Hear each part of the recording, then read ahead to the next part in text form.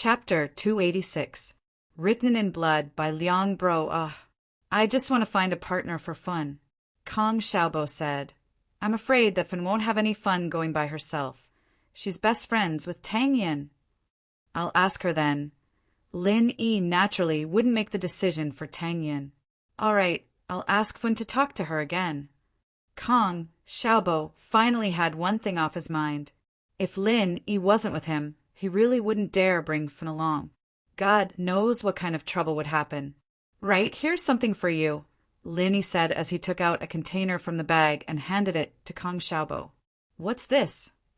Kong Xiaobo took it and looked at it. It looked like food. Shark meat and shark fins. Are you going to the hospital to visit Fun? Bring it along, you guys can eat together, Lin Yi said. Shark meat and shark fins? No way. Boss, where did you get this?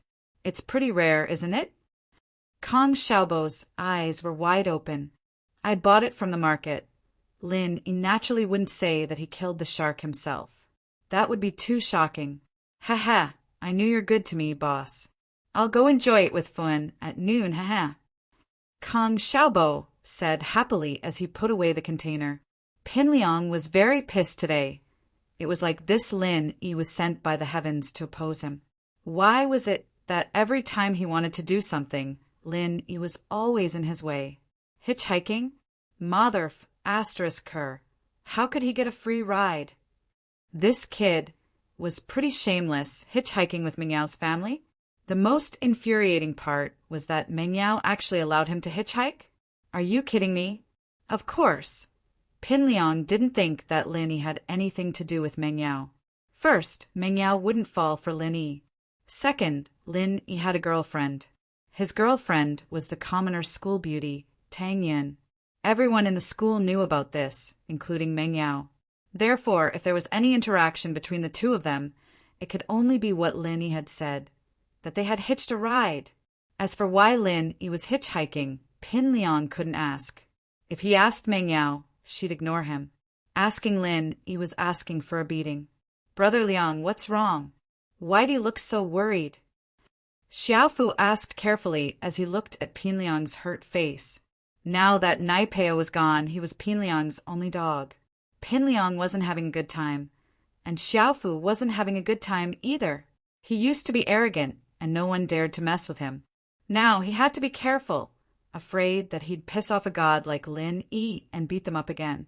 How were they supposed to live like this? It's all because of that bastard Lin Yi. That bastard. I wanted to go talk to Meng Yao this morning, but that bastard just happened to be there and kicked me out. Pin Liang was furious, but he didn't dare speak too loudly. Xiaofu withered when he heard that it was Lin Yi's fault. Liang Bro, we're weak right now. We're no match for him. We need to think about this. If we can't, we'll just endure it until we graduate from high school and go to college. I don't believe that Lin Yi will still be with us then. Forget it. Let's not talk about him. Pin Liang didn't want to talk about Lin Yi either. The problem is, how can I move Meng Yao? She doesn't seem to have any feelings for me. I think I've done enough. Why doesn't she like me? That's... Xiaofu hesitated. Liang Bro, Meng Yao's not a normal person. She's from a good family as well. So I don't think normal methods will work on her. We'll have to use some special methods if we want to move her. What's that? Xiaofu, do you have any good ideas? Pin Liang's eyes lit up. He seemed to think that Xiaofu was making sense. I read a book a few days ago. When the male lead was chasing after his girlfriend, he wrote a letter of blood. It was written with his own blood. After the female lead saw it, she was so touched that she became the male lead's girlfriend. I think this is a good idea. Liang Bro, if you have the courage, why don't you give it a try? Letter of blood? That's a good idea. Pin Liang thought about it and nodded. It's a very touching thing. I think I'd be moved by my sincerity if I were Meng Yao. Yeah, Liang Bro, just write a few more lines. I'm sure Meng Yao'll say yes if she's moved. Xiaofu nodded. All right, got it. How about this, after class? Spread the news that I'm writing a letter of blood to Meng Yao. Let the whole class know about it. It'll help me build momentum. Pinliang said. That'll show my sincerity. No problem. Xiaofu nodded. He didn't dare go against Lin Yi, but he was very familiar with other things in the class. And so, after the first class, under Xiaofu's purposeful spreading of the news, Meng Yao's diehard pursuer, Pinliang, was going to write a letter of blood to Meng Yao. It was such a sensational and romantic news. The boring life of a 12th grader in school consisted of studying for exams and preparing for exams. Even the slightest thing could cause a ripple. Of course, this ripple started quickly and ended just as quickly. This was because most of the students were doing it for a moment of novelty and wanted to have some fun. After studying intensely, they wanted to have a change of mind and relax. After that, they would once again dive into the sea of questions. Just like Lin Yi beating up Heibao Bro, Lin Yi giving a love letter to Tang Yin, and Lin Yi slapping Zhou Ruoming in front of the dean. These things spread quickly, but they disappeared just as quickly. After a few days, no one paid attention to it anymore. Pinliang's letter of blood, on the other hand, only lasted for 2 classes before no one brought it up again. Perhaps it'd attract attention when he gave Meng Yao a letter of blood? Meng Yao was a little pissed off. Writing a letter of blood? What was the meaning of this? Was he trying to scare her? So what if it was a letter of blood? Did she have to agree to it? Shoo, tell me this Pinliang is too much. He's writing a letter of blood to me. Is he threatening me? Meng Yao said angrily. What's the big deal about bleeding a little? Yeah, Yao Yao and I bleed every month. It's not a big deal. Yushu nodded. Chapter 287. You go stop him. What's wrong, Yao Yao? Yushu didn't know that she'd just made Meng Yao speechless. Shoo, don't say stuff like that in the future. You can't just say stuff like that. It'll be embarrassing if a guy hears this, Meng Yao said patiently. Meng Yao, on the other hand, oh, I don't think it's a big deal. Right? I think we've run out of sanitary pads. I was going to ask Shield Bro to buy some. Yushu said nonchalantly. No way. How could you ask a guy to buy something so private for you? Meng Yao glared at Yushu. I'll call Faubert later. Ugh. Yushu blinked. Yao Yao, isn't Faubert a guy? Yushu felt that Faubert was so pitiful and had been sent to the palace by Meng Yao a couple of times already. What would he think if he found out? That's different. Faubert's an elder. Meng Yao felt that she'd gone overboard a little, too. Faubert hadn't been treated as a man for a couple of times already. Oh, all right then. Yushu nodded, not really understanding. Let Faubert buy it then. That's more like it. Right. How do we stop Pinliang from writing that blood letter? It sounds really scary. I don't want to have nightmares after receiving a blood letter, Meng Yao said. You'll have to ask Shield Bro for that. Let him handle it. Yushu's mindset was to ask Lin Yi for help. Okay, then send him a text message and let him handle it. Meng Yao nodded, thinking that Shu's idea was the only way. She'd have to ask Lin Yi for help as well. Lin Yi looked at the text on his phone, speechless. Yao Yao asked you to stop Pinliang from writing the blood letter. It's all up to you now. He could beat Pinliang up. But stopping him from writing the blood letter was a little too much, wasn't it? There was no reason for him to do anything, was there? He couldn't just warn Pinliang that he wouldn't write a letter of blood to Meng Yao, or he'd beat him up. However, with what identity should he go? Lin Yi had a slight headache. But since Miss Chu had given the order, Lin Yi stood up and wobbled his way over to Pinliang's direction. Pinliang was holding a carving knife, hesitating whether or not he should cut his finger. Pinliang wasn't afraid of pain, but wasn't cutting his own finger a little too scary? Xiaofu, help me, I can't do it myself, Pinliang said as he handed the carving knife to Xiaofu. Oh, Gao Xiaofu didn't hesitate. After all, it wasn't his hand that was being cut. Then I'll cut it. Brother Liang, bear with it. All right. Hiss. Pinliang shuddered as blood flowed out of his fingertips. There weren't any big arteries on his fingertips, so blood wouldn't flow out like that. Brother Liang, hurry up. You'll have to start all over again if the blood dries up. Xiaofu said, "Oh, okay." Pin Liang quickly started writing on a piece of paper he'd prepared earlier. He just finished writing the word Yao when Lin Yi appeared in front of him. Pin Liang raised his head subconsciously when he sensed someone in front of him, only to see Lin Yi. "You, what are you doing?" Pin Liang jumped. What was Lin Yi doing here? Was he here to cause trouble again? "Oh, nothing. I'm just seeing what you're doing." Lin Yi lowered his head and looked at the blood letter Pin Liang was writing. "Writing a letter of blood. What else can I do?" "Lin Yi, I didn't do anything to you. You better not cause trouble." Pin Liang was a little afraid of Lin Yi. "Oh, not bad. I admire your bravery. You're pretty good." Lin Yi patted Pin Liang's body twice. "I'm just here to see if you really wrote it. You didn't disappoint me. I have high hopes for you."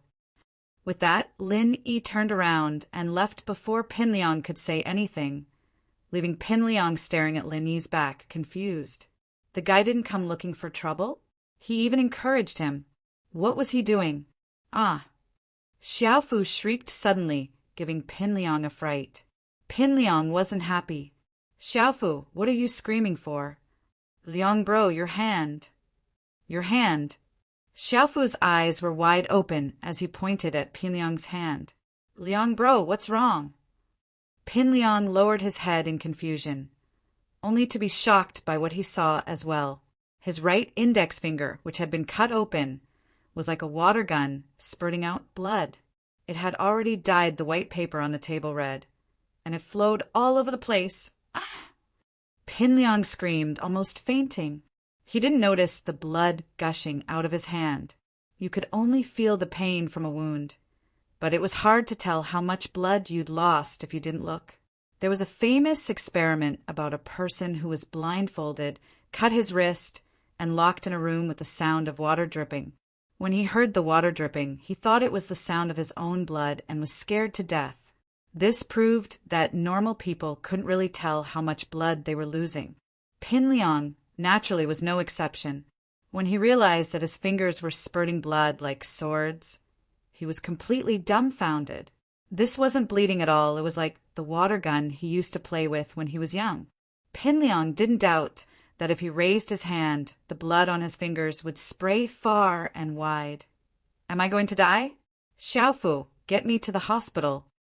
Pin Liang didn't even have time to write the letter of blood, as his legs were shaking and he couldn't even stand up. "Fu, hurry, call my dad, tell him to come get me." He yelled, panicking. "Fu, hurry up and call my dad, tell him to come get me." Everyone in the classroom looked at Pin Liang curiously, covering their mouths when they saw the blood gushing out of his finger. How could a finger bleed like this? Yao Yao, look, Pin Liang's hand turned into a water gun. Yushu looked at Pin Liang curiously. Meng Yao was shocked.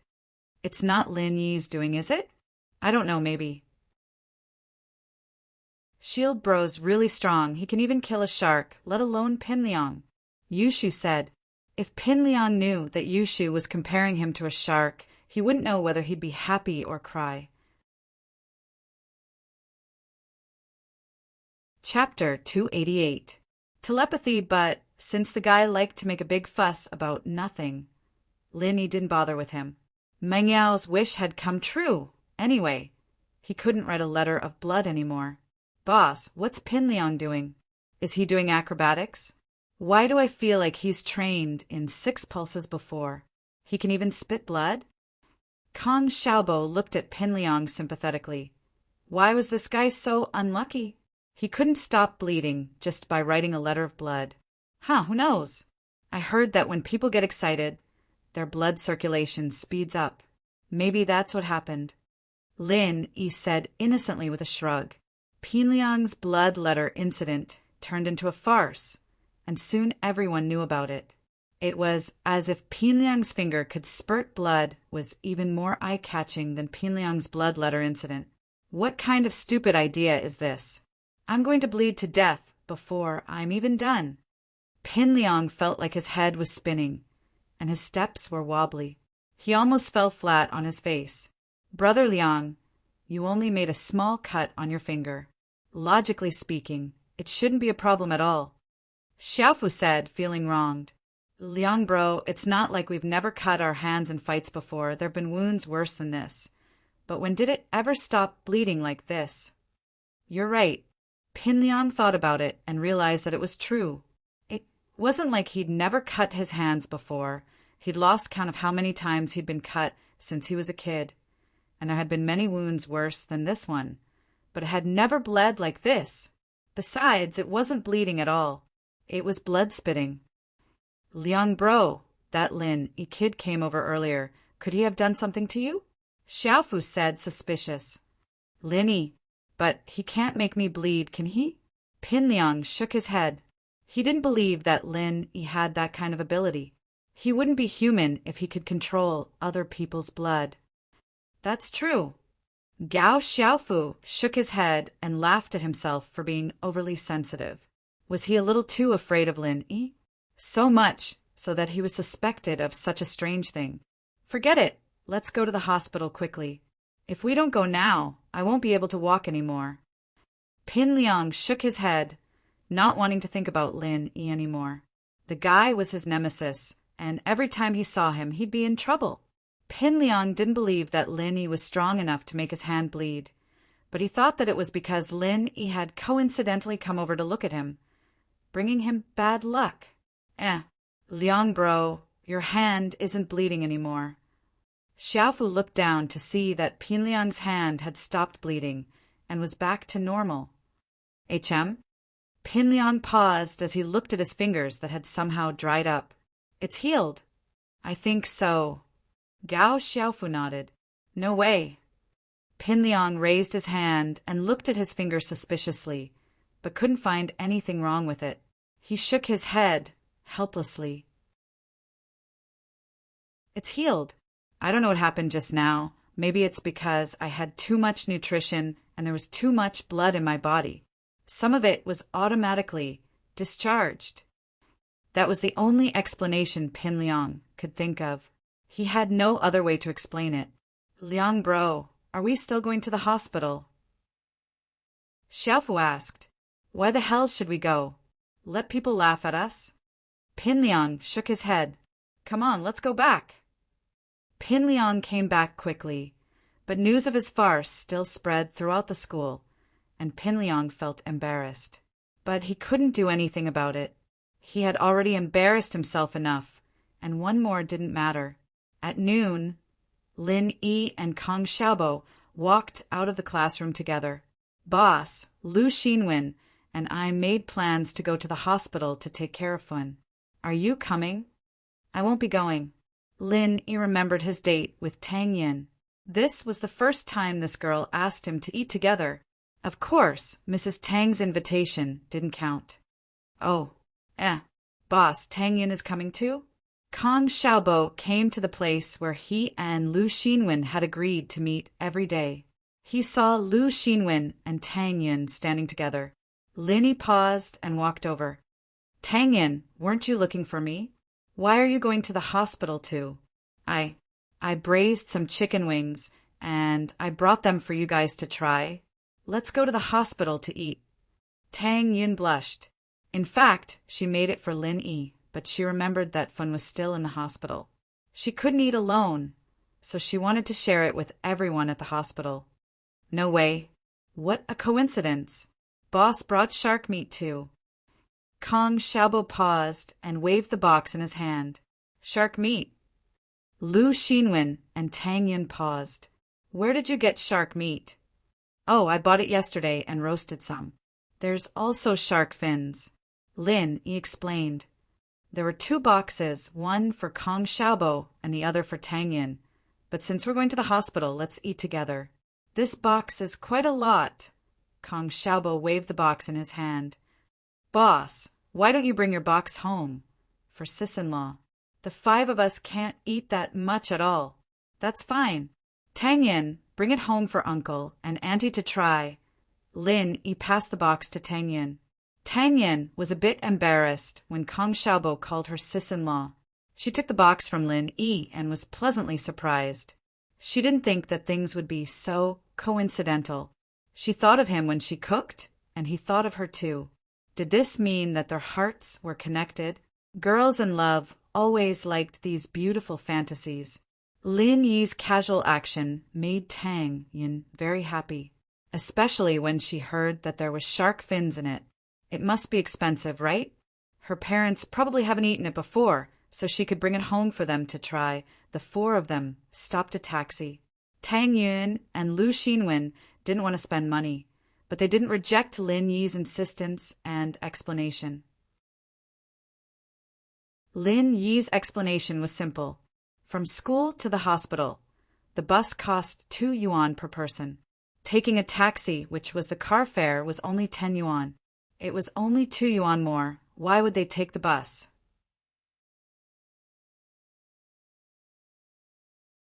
Chapter 289.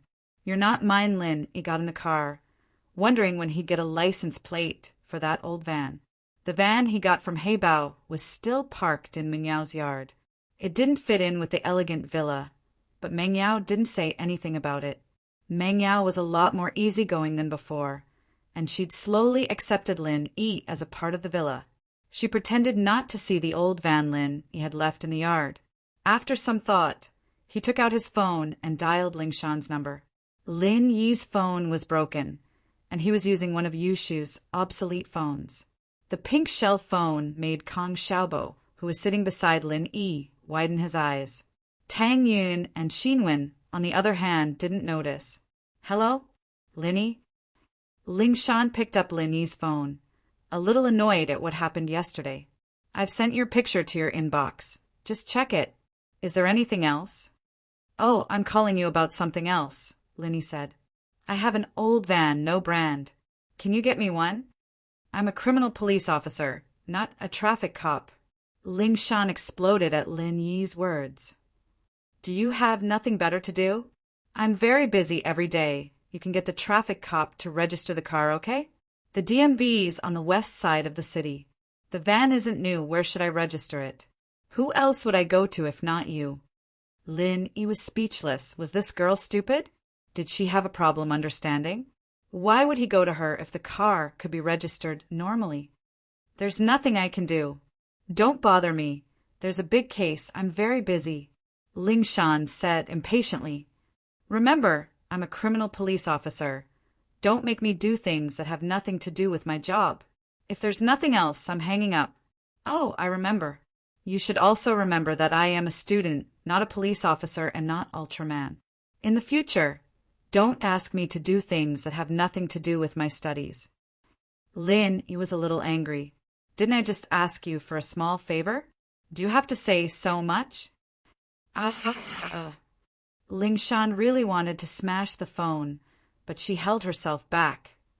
You didn't steal the car, did you?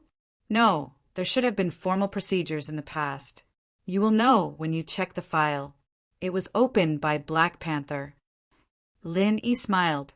This girl finally compromised. Then drive over in the afternoon.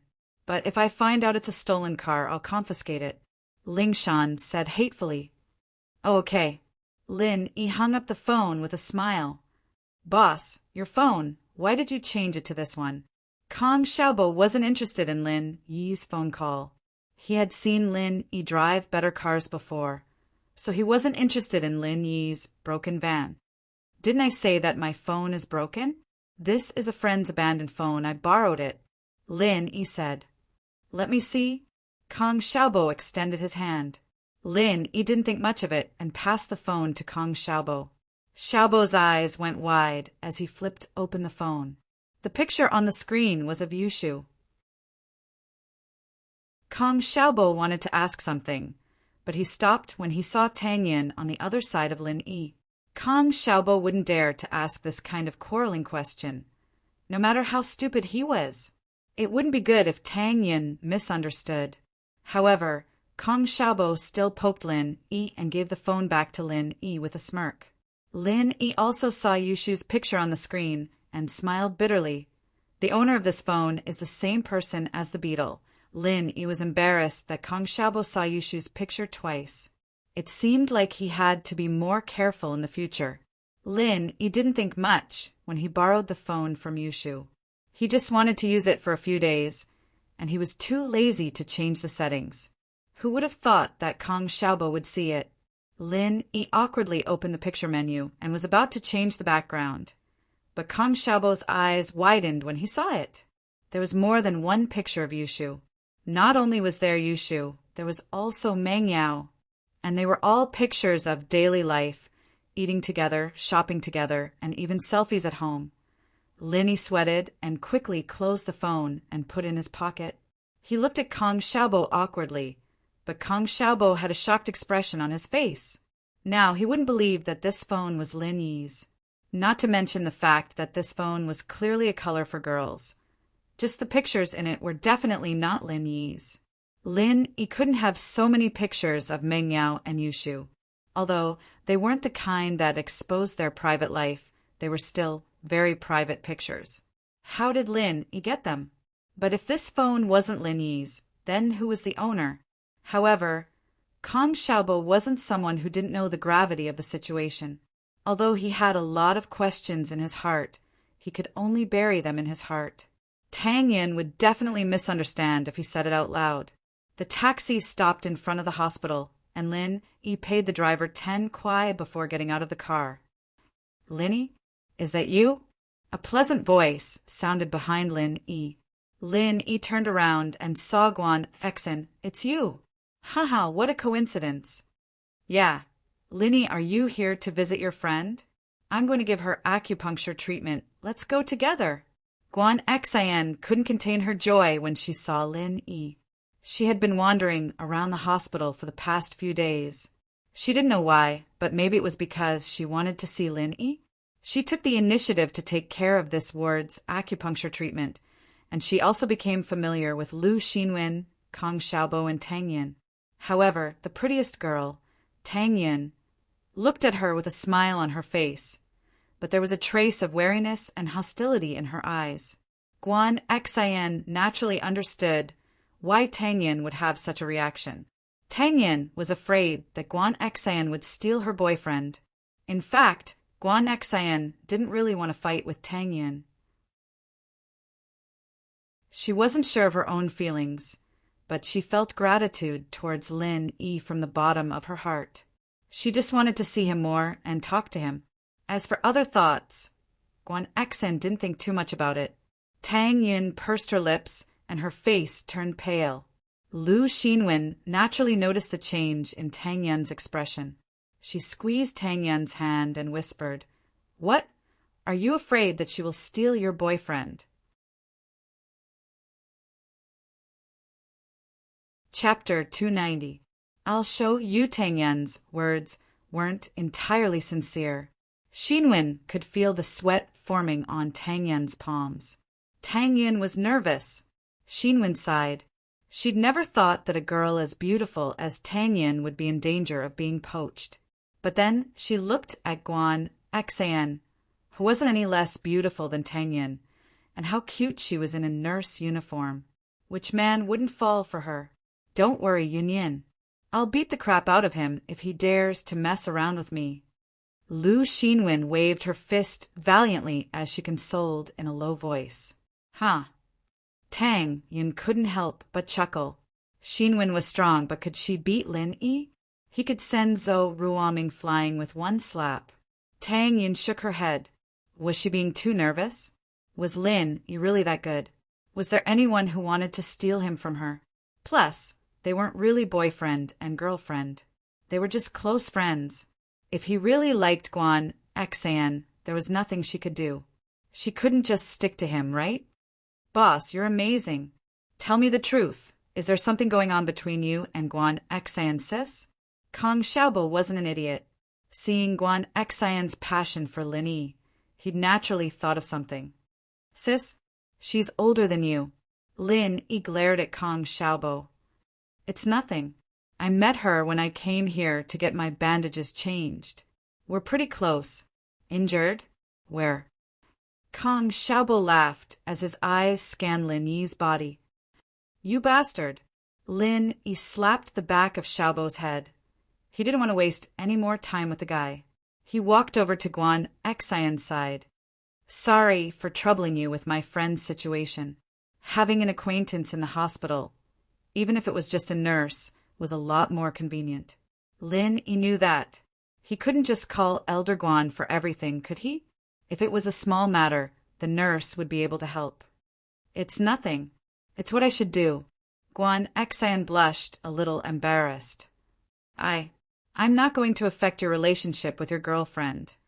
Am I? Guan Xian looked at Tang Yan's unhappy face and didn't know what to do. Although she was older than Tang Yan by a few years, she was still a girl who had just left school. She wasn't that mature, and she was worried that Lin Yi would distance himself from her because of Tang Yan. Lin Yi smiled. I won't. In the ward, Guan Xian put the drip-on Fun and left in a hurry. Although she wanted to stay and talk more with Lin Yi, she had other wards to take care of. It was a serious matter, and she couldn't delay it. Guan Xian knew the importance of it. Therefore, when Kong Xiaobo and Lu Xinwen asked her to stay for lunch, Guan Xian waved her hand and rejected. I really have other wards to go to. You guys eat first, I'll eat later. Tang Yan, on the other hand, felt a little embarrassed. She thought that Guan Xian was embarrassed because she and Lin Yi were here. Women were naturally sensitive, and naturally they could tell that Guan Xian was interested in Lin Yi. However, Tang Yan felt bad seeing Guan Xian being so eager to draw a line between them. They were all women, and there was no need to make things difficult for women. It was their own business that they liked Lin Yi. Moreover, Guan Xian didn't express anything. Why did she have to be so aggressive? Guan Xian was busy with Fun's matter and Tang Yan saw it. Tang Yan hesitated for a while and stood up. Guan Xian sis, why don't we eat together? Thank you, Guan Xian smiled. Patience can't be delayed. Eating is a small matter. Why don't you guys treat me to a big meal when Fun is discharged? That's fine. Tang Yan nodded and didn't try to persuade her to stay. It seemed that she was thinking too much. Guan Xian really had something to do and couldn't stay. Lu Xinwen looked at the sentimental Tang Yan and sighed. Yin Yin had really sunk into it. If it was in the past, why would she think about these things? Fun was very happy that everyone came to visit her at noon. After a few days, Lin Yi noticed that Fun had become a lot more cheerful and talkative. She could tell jokes to everyone, and the room was filled with laughter. Of course, this was all Kong Xiaobo's credit. Kong Xiaobo would accompany Xiao Fun every day, chatting with her and telling her about the things that happened in the school. Lin Yi, I didn't expect you to be the school's big bully. Xiao Fun naturally understood Lin Yi from Kong Xiaobo. You can't bully Yin Yin. Otherwise, we won't let you go. Haha, I won't, Lin Yi smiled. You should say that to Kong Xiaobo, right? Xiao Fun was a bit shy after hearing Lin Yi's words. She lowered her head slightly. After lunch, Lu Xinwen went to the washroom to wash the containers and utensils. Kong Xiaobo sat at the head of Xiao Fun's bed, hesitantly. It was obvious that he wanted to talk about the gathering this weekend. Lin Yi held Tang Yan's hand. Tang Yan trembled slightly and rolled her eyes at Lin Yi. Why are you holding my hand? Xiaobo has something to say to Xiao Fun. Let's go over there. Lin Yi pointed at the bed opposite them. Oh, Tang Yan just noticed that Kong Xiaobo seemed to have something to say. She ignored Lin Yi's hand and sat on the bed opposite them. Although they were quite far away, they could still hear what Kong Xiaobo said. Kong Xiaobo told Xiao Fun about his second grandpa's birthday. Naturally, he also told her about Kong Mingming. This was the first time Xiao Fun knew about Kong Xiaobo's identity. He was that person's cousin? Kong Xiaobo invited Xiao Fun to his second grandpa's birthday party. Xiao Fun hesitated and lowered her head. She was nervous and didn't know what to do. Tang Yan didn't think that Kong Xiaobo would make such a bold decision. He wanted to bring Xiao Fun to his family's banquet. Moreover, it was a banquet with Kong Mingming. Tang Yin sympathized with Xiao Fun's nervous and hesitant look, but she couldn't say anything. If you dare to treat me like how Kong Mingming treated Xiao Fun, I'll die in front of you. Tang Yin didn't know where the courage came from, but she suddenly turned around and looked at Lin Yi, speaking word by word. Lin Yi was stunned. I don't want your promise. Tang Yin interrupted Lin Yi. Kong Mingming promised Xiao Fun before, but he abandoned her. But I'm not Xiao Fun. Have you thought it through? If you don't want me in the future, I'll really die in front of you. Chapter 291. Chapter 291. Psychopathic Killer. I won't. Lin Yi clenched his fists. This was his last mission, and he'd be free once it was over. He'd be able to stay in this city and live with the girl he loved. Tang Yin didn't say anything else. She felt sorry for Fun, and she didn't want the same thing to happen to her. This was the reason why she kept confirming Lin Yi's feelings. She had to be certain because she was already unable to extricate herself and was sinking deeper and deeper. Lingshan was troubled. Why was the year so unlucky? Right after she took over the criminal police team. First, Heibao got away and Lin Yi caught him. He thought he'd be able to relax for a few days, but a psychopathic murderer suddenly went berserk in the hospital, injuring one of the police officers in charge of guarding him, and escaped. The psychopathic killer was already heavily injured when he was hospitalized. Of course, he was injured by Lingshan, and Lingshan knew very well how strong she was. She simply couldn't stand the sight of this person. He killed an entire family, not even sparing a 3-year-old boy. His methods were extremely cruel. 2, putting him in a washing machine and stirring him to death. Naturally, Lingshan wouldn't go easy on someone as cruel as this. The guy resisted during the arrest, and that was exactly what Lingshan wanted. After a round of punches and kicks, the guy was sent to the hospital. The guy would be sentenced to death in court, but letting him die like that was too easy for him. And so, Lingshan risked punishment and sent the guy to the hospital. Fortunately, the guy was too cruel, and the public wasn't talking about Lingshan at all. Instead, they were criticizing the psychopathic killer.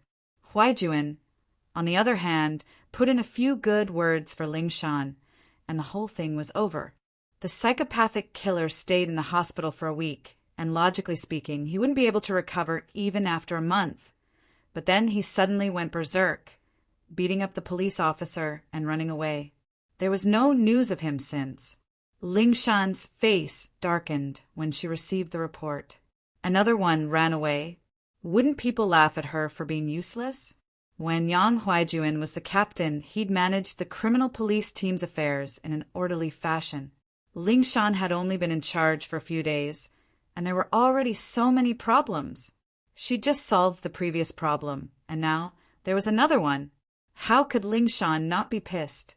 Lin Yi just had to call it this time, asking about the car brand and whatnot, and Lingshan almost cursed him and hung up on him. Police officers had been deployed at all the major traffic arteries. The moment that psychopathic murderer appeared, he would be discovered. However, the strange thing was that after the psychopathic murderer ran away from the hospital, it was as if he had disappeared. No one had seen him again. Logically speaking, the physical characteristics of this psychopathic murder were very obvious. His head was wrapped in bandages, and he was wearing a hospital gown. Such an obvious person. If he ran on the streets, there would be witnesses. Unfortunately, there were none. One could imagine the pressure on Lingshan, and she didn't want to trouble Huaijuan anymore. She could only endure the pressure and send more police officers to search for the psychopathic murderer. Ring dash! The phone rang abruptly, and Lingshan quickly picked it up. Lingshan speaking. Captain Song, it's Lu Wangli. Something's happened. Wangli's voice came from the phone. What's wrong? Lingshan's heart skipped a beat. What she'd been afraid of had come true. She'd had enough problems already. Why was this happening again? Guanya didn't actually run away. He's been hiding in the hospital. Wang Li said urgently. He actually made a move on Bujiao again, about to kill him, but a nurse who entered Bujiao's room found him. He's using the nurse as a hostage, and he's asking us to prepare a helicopter for him to leave. Wang Li reported the situation in one breath. It wasn't very detailed, but time was tight, and he didn't have the time to explain in detail. Guanya was that psychopathic murderer, and Bujia was one of the victims of this case. Guanya had stabbed him in the heart, but the position of the heart was a bit off, so he didn't die right away. He was sent to the hospital for emergency treatment, and it was a good thing that he survived, but she didn't expect Guanya to still not let Bujia go, even in a situation like this. Just what kind of hatred did he have for Guanya?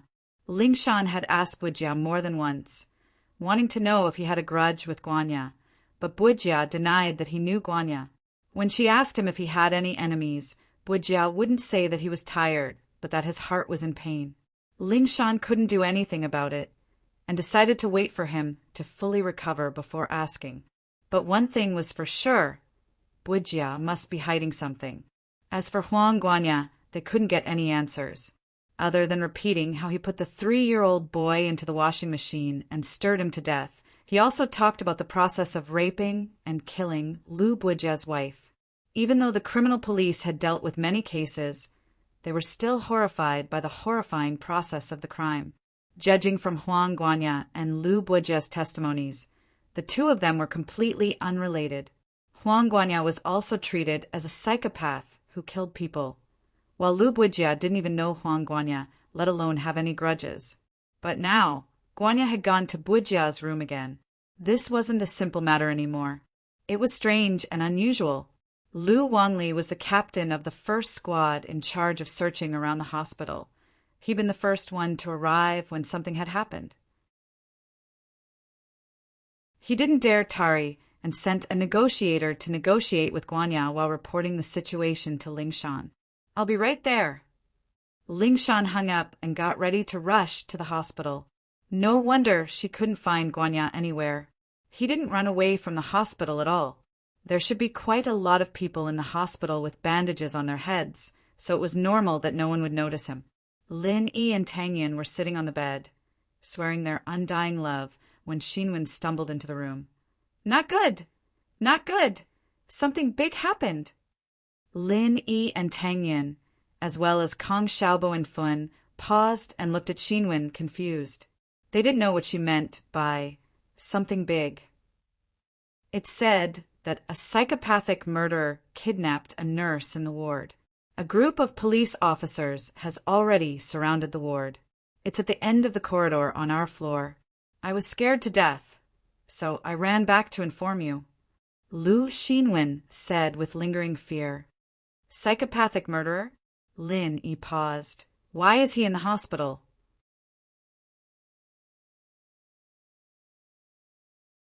Chapter 292.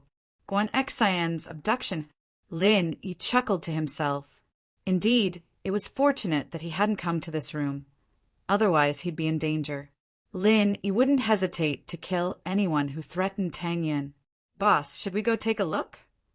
Xiaobo was a little curious. It wasn't often that he saw cops and robbers fighting each other. "Let's go." Lin Yi didn't mind. He turned to Tang Yin. "You coming?" "Aye." Tang Yin was a little scared, but curious at the same time. "You guys want to go watch?" Xinwen was surprised. She told them not to go out of goodwill, but they'd volunteered to go watch. "There's the police in front. It should be fine, right?" Kong Xiaobo said as he walked out. Sure enough, when he opened the door, the corridor was already full of onlookers. Some of them were wearing hospital gowns, and there were also doctors and nurses passing by.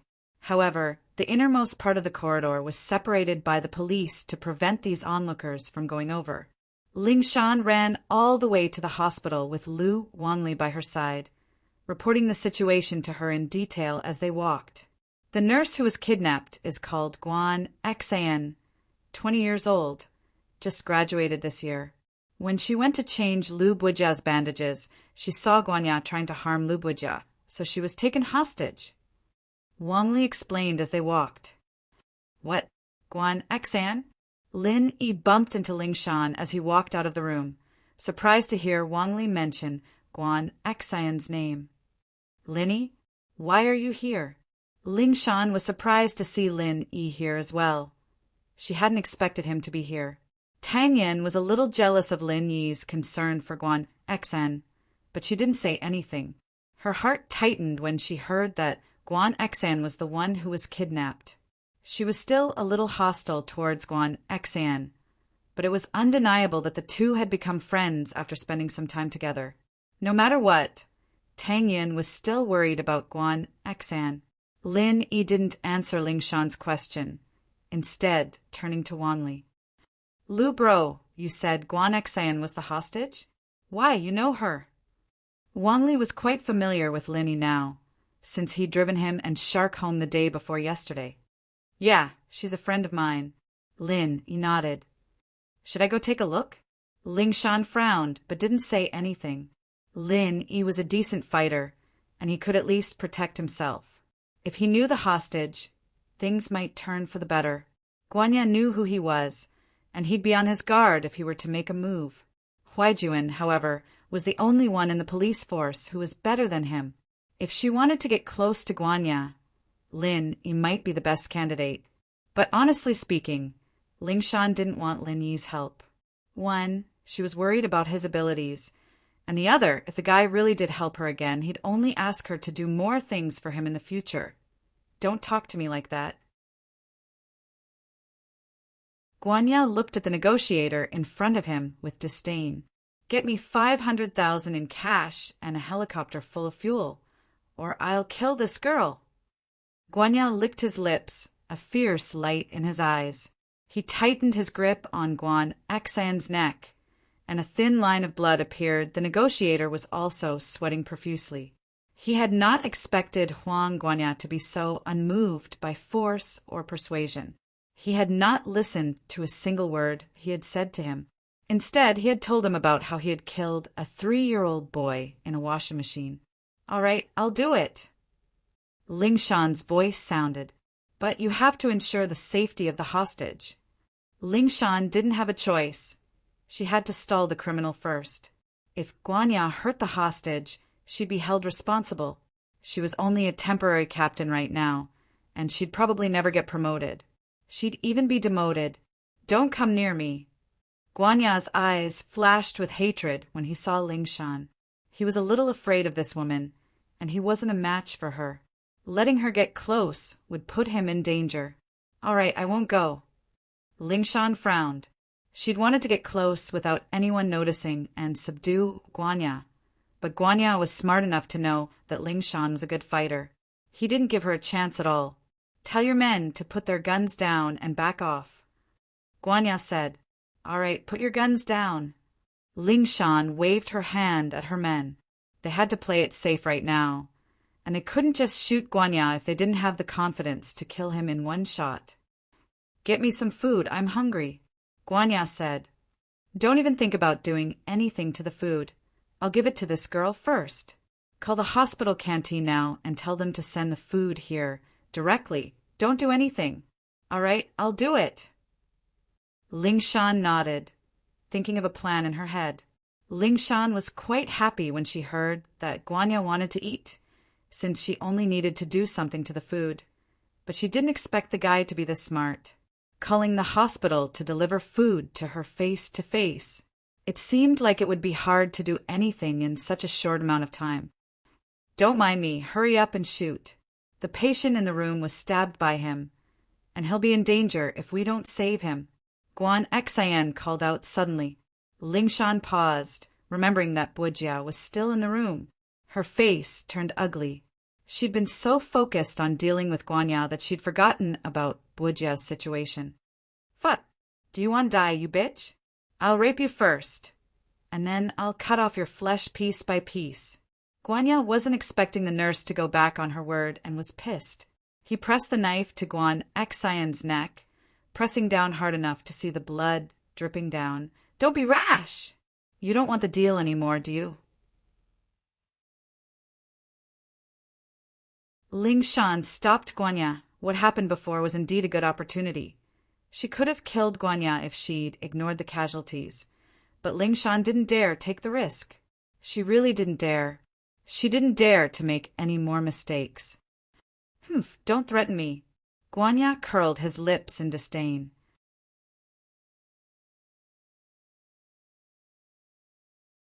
Chapter 293. A kiss. Get him to bring the food to my room, Guanya ordered. He didn't want to get distracted, so he had to get someone to bring it to his room for safety. I'm not going. Don't look for me. The waiter was quite young, evidently new to society. He'd never been in a situation like this before. Huang Guanya's roar scared him so much that he fell to the ground. If it weren't for a policeman beside him who quickly helped him up, he would have dropped the lunch box in his hand. Guanya was speechless. There was someone this cowardly. He hadn't even done anything to the guy, and he'd gotten this scared just from a box of food? Wasn't he a little too much of a coward? Hurry up. Get him to bring me the food. I'm hungry. Guanya yelled. No, I'm not going. Definitely not. Not even if you beat me to death. The waiter shook his head, fear in his eyes. There was actually a puddle of water under him. The police officer couldn't take it anymore. The guy was pissing his pants. He frowned at Guanya. Why don't I bring it in for you? Don't worry, I don't have a gun. I'll hand it over right in front of you. No, you bring it to me? Do I know you? Who knows if you'll ambush me? Guanya was no idiot. There was no way he'd let the police get close to him. That was suicide. Ling Shan was helpless as well. You saw it yourself. There's no way he'll bring it to you. We can't force him to, can we? Do you want me to send you some? You're even worse. Guanya rejected the suggestion immediately. How about this? Get some random bystander to bring it in. As soon as Huang Guanya said this, the crowd that had been watching from the sidelines immediately backed away. No one wanted to be called out to be a strong man. It was fine for these people to watch the fun, but it was absolutely impossible for them to do something dangerous. No one wanted to die, and delivering food to a gangster like this was a suicide mission. Ling Shan looked at the people who'd been watching the show retreating, feeling a little pissed off. She told them to stay away, but they didn't, coming so close to watch the show. Why were they running away faster than rabbits now? But there was nothing she could do about it. All she could do was complain in her heart. All of a sudden, Ling Shan turned her head and looked at Lin Yi not too far away. Although he hated Lin Yi, he had to admit that Lin Yi was very skilled. Even if he was still a distance away from him, it should be enough to deal with Huang Guanya, right? He was a suitable candidate to deliver food. One had to say, Guanya and Ling Shan thought alike this time. The crowd dispersed, leaving only Lin Yi standing there like an idiot. Guanya thought that it was just the young man's bravery and didn't think much of it. Student over there, bring my food in here, I'll give it to you. It's you. Stop looking, I'm talking to you. Me. Lin Yi smiled inwardly, but put on a surprised face as he pointed at himself. Yes, hurry up, don't waste time. Guanya roared. You won't hurt me, will you? Lin Yi asked weakly, a little hesitant. I won't. Hurry up. Guanya said impatiently. Then, all right, you said it, you won't hurt me. Lin Yi nodded. Ling Shan was overjoyed as she gave Lin Yi a look. But Lin Yi didn't seem to see her at all. He went to get the food. Tang Yin wasn't expecting Lin Yi to be chosen by the gangster, panicking a little. She didn't want Lin Yi to take the risk. There were so many police officers here, it wouldn't be Lin Yi's turn, would it? She held onto Lin Yi's hand nervously. Lin Yi? It's fine. Don't worry about my skills. Lin Yi whispered to Tang Yin. Tang Yin paused. She was right, she was too worried. Lin Yi was able to beat someone as cruel as Heibao half to death, and he was able to save her from the building without a scratch. He must be very strong, and she didn't have to worry about anything. Plus, Heibao didn't even pose a threat to Lin Yi with a gun, let alone this knife-wielding guy. But then, you're the hero saving the damsel in distress. What if she marries you? Tang Yin started worrying about something else. This was the legendary hero saving the damsel in distress. Wasn't that the reason why she liked him? What if Guan Xan joined in and fought with her? Tang Yin couldn't care less about her embarrassment anymore. I can't just leave her to die, can I? Lin Yi didn't expect Tang Yin to be so meticulous. He squeezed her soft, moist hand. Then I won't. Then you should. Actually, Guan Xan is a good person. She's still worried about the patient in the room in a situation like this. Tang Yin respected Guan Xan. She was a kind girl. Hey, aren't you two going to die together? We'll talk about it after you send me food. Guanya wasn't too happy to see Lin Yi and a girl whispering sweet nothings to each other. Are you done yet? Let's talk about it when I come out. Haha, even the criminals don't want to. Lin Yi smiled. Yeah. Tang Yin nodded shyly. Be careful. Then I'll be careful if you kiss me. Lin Yi smiled evilly at Tang Yin.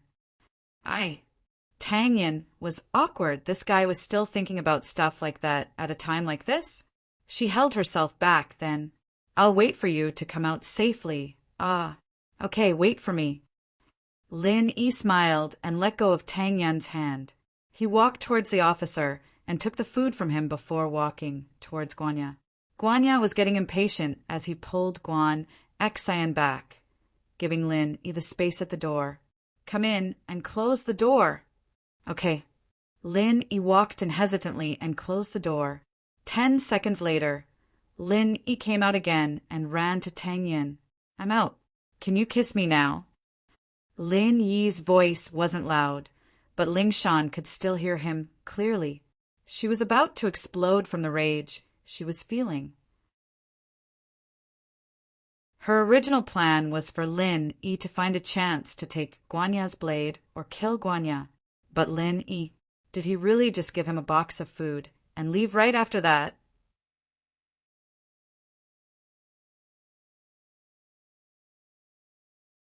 Chapter 294.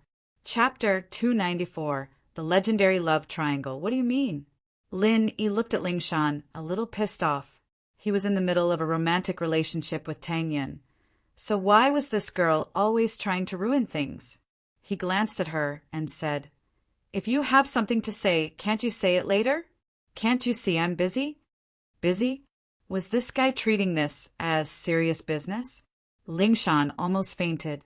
She wanted to kick Lin Yi a couple times, but Lin Yi wasn't part of the police. She couldn't do anything to him. Ling Shan couldn't help but say coldly, Lin Yi, don't you know how to prioritize when it comes to relationships? You really went to deliver food to him? Couldn't you have found a chance to kill Guanya? Of course I did. Are you done yet? Are you trying to sabotage me? Lin Yi was about to explode. Was there something wrong with this girl? Guan Xan was still in there, so how could she let Guanya do whatever he wanted? Did she even have a brain? Killed him? Ling Shan blinked, not understanding what Lin Yi was getting at. But at that moment, the door opened completely, and Guan Xan rushed out, pouncing on Lin Yi as soon as she saw Lin Yi. You scared me to death. You scared me to death. Guan Xan hugged Lin Yi tightly, tears streaming down her cheeks. Guan Xan was no longer the strong and righteous girl she'd been a moment ago. She'd turned into a fragile girl. She'd thrown caution to the wind and asked the police to kill Guanya because she was worried about the patient's well-being. That was the duty of a nurse, a sign of the kindness and selflessness of human nature. But now, she'd turned into a normal girl, looking for a place to hide from the wind and rain after the fright. She turned her head away, not saying anything.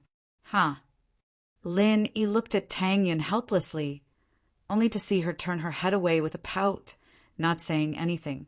What could Tang Yin say? Although she felt a little wronged and a little jealous, Guan Xan had just been saved by Lin Yi. She needed to be comforted. Tang Yin wasn't a petty person, so she could only pretend that she didn't see anything. But Tang Yin didn't understand. How did Lin Yi save Guan Xan? He only entered the ward for 10 seconds, and then came out. I thought he was in a hurry to ask for a kiss. But now it seems that isn't the case. No matter how unbelievable it was, Guan Xien had managed to escape. There was only one possibility. The criminal had been taken care of by Lin Yiteng. Yin didn't believe it. Ling Shan didn't believe it.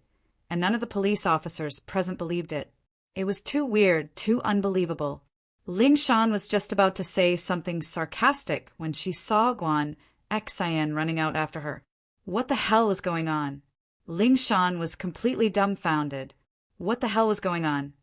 Ling Shan wasn't in the mood to ask Lin Yan more. She took the lead and charged into the room, but what she saw made her freeze up. Guanya was on the ground, the dagger in his hand, falling to the side. His death couldn't have been more gruesome, his eyes bulging out, and his face filled with shock and rage. He didn't accept this, and he died with his eyes wide open. The way he died made Ling Shan speechless. It could be said that Guanya was killed in one hit, and the weapon made Ling Shan speechless, as well as a little disbelieving. It was a pair of chopsticks, the same chopsticks Lin Yi had brought with his lunchbox. At this moment, the chopsticks were directly stabbed into Huang Guanya's heart. Judging from the length of the chopsticks had directly pierced through Huang Guanya's heart. It was probably going to come out from his back. Lin Yi did this. How did he do it? Ling Shan's mind was filled with questions. 10 or so seconds, excluding the time it took to open the door and walk out, he had to put down the food attack, snatch Guanya's dagger away, push Guan Xien away, and stab the chopsticks into Guanya's heart. In a matter of seconds, he did all of this, all in one go. Ling Shan was biased against Lin Yi, but she had to admit that it was too fast. Guanya wasn't even able to scream before he was dead. Ling Shan asked herself if she'd been the one delivering the food. Would she have been able to do it this fast? And without harming the hostages? Ling Shan really wanted to say that she could do it, but she hesitated, shaking her head. Ling Shan ignored Guanya's body for now and ran over to Bujya's bed. The bed was already dyed red with blood, and Guanya had stabbed him a few times in the abdomen and was bleeding profusely. "Call the doctor!" Ling Shan yelled at Wang Li, who'd rushed in after her. Yes, Wang Li was surprised by Lin Yi's strength as well, but he was even more puzzled. Wasn't Lin Yi Captain Song's boyfriend? Why was he asking for a kiss from another pretty girl in front of Captain Song? Could it be that they were in a love triangle? No wonder Captain Song had such a bad temper, giving Lin Yi a hard time. Wang Li didn't stop his footsteps even for a second, calling the doctor the moment he reached the door.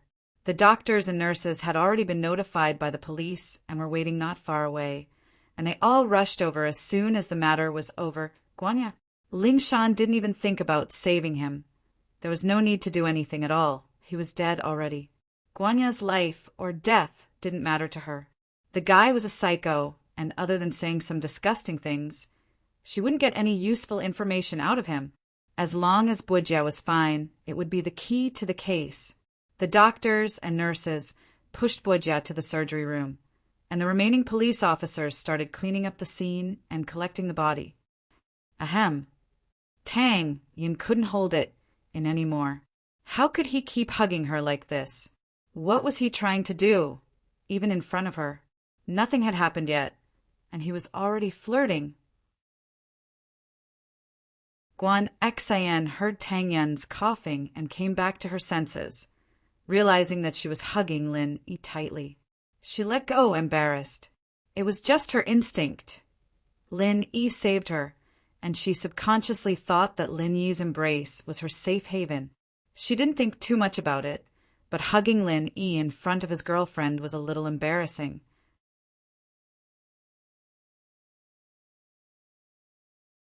Chapter 295. Sending back and forth, the two were too far apart.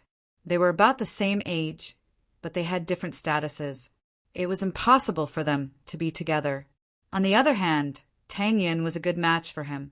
They'd have a bright future together if they got into the same university. Guan Xen sighed softly, feeling a little dejected. This was the first time she'd felt something for a man, and it wasn't hers. "He's not my boyfriend." Tang Yin said, embarrassed by Guan Xan's apology. Haha. Guan Xan smiled. This girlfriend of Lin Yi was quite an interesting one. Tang Yin was getting embarrassed by Guan Xan's smile. Guan Xan sis, what are you laughing at?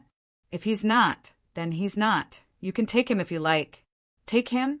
If he's not your boyfriend, how can you just give him to me? Guan Xan couldn't help but tease Tang Yin. Guan Xan was just a girl who hadn't experienced much of the world. At home, in the hospital, and in front of her friends, she was still a kid. But in front of Tang Yin, who was 2 years younger than her, she'd naturally put on the airs of an older sister. Tang Yin paused. He wasn't her boyfriend, so why did she have to send him back and forth? Lin Yi smiled bitterly on the sideline. He wasn't a commodity? How could she send him back and forth? Miss Guan Xan, is it? Please come with us for a statement. Ling Shan walked over, frowning as she looked at Guan Xan, who'd just gotten off Lin Yi's body. This pretty nurse was related to Lin Yi as well. Is there something wrong with your head? Lin Yi turned around. Can't you see that idiot's injured her neck? Idiot? Ling Shan paused, smiling bitterly inside. Only Lin Yi would call Guanya an idiot. The man who'd made her feel like she was facing a great enemy was nothing more than an idiot in Lin Yi's eyes. But Ling Shan couldn't say anything. After all, Lin Yi had taken care of Guanya in a matter of seconds. In front of Lin Yi, Guanya really was an idiot. However, Lin Yi's words were a little unpleasant to the ear. What did he mean by his brain wasn't sick? This guy has asked me more than once if I'm crazy. Don't be so sarcastic, right? Lin Yi, what did you say? Ling Shan glared at Lin Yi. You have to come with me for a statement. Do you know that you killed someone? I am a good Samaritan, all right? Lin Yi shrugged. Besides, you are the one who told me to kill him. When did I tell you to kill him? Ling Shan asked. You didn't ask me to kill him. So why are you asking me if I can't find a chance to kill Huang Guanya? Lin Yi curled his lips. He didn't want to argue with Ling Shan about pointless things like this. But the tigress wouldn't stop. Lin Yi had no choice but to play along. You. Ling Shan was speechless. That's what I asked after the fact. Oh, you asking after the fact means that you wanted me to kill him, Lin Yi said. Why else would you be giving me that look? Are your eyes broken? Facial paralysis. You. Ling Shan glared at Lin Yi like a tigress. She wanted to eat Lin Yi alive, but she was always losing in front of him. Ling Shan was starting to wonder if he was her nemesis. Lu Wangli looked at the furious Ling Shan from afar, and then at Guan Xan, who was close to Lin Yi. He was a bit troubled. Could it be that the love triangle wasn't enough, and now there was a 4-way love triangle? All right, enough with the you. You owe me another favor.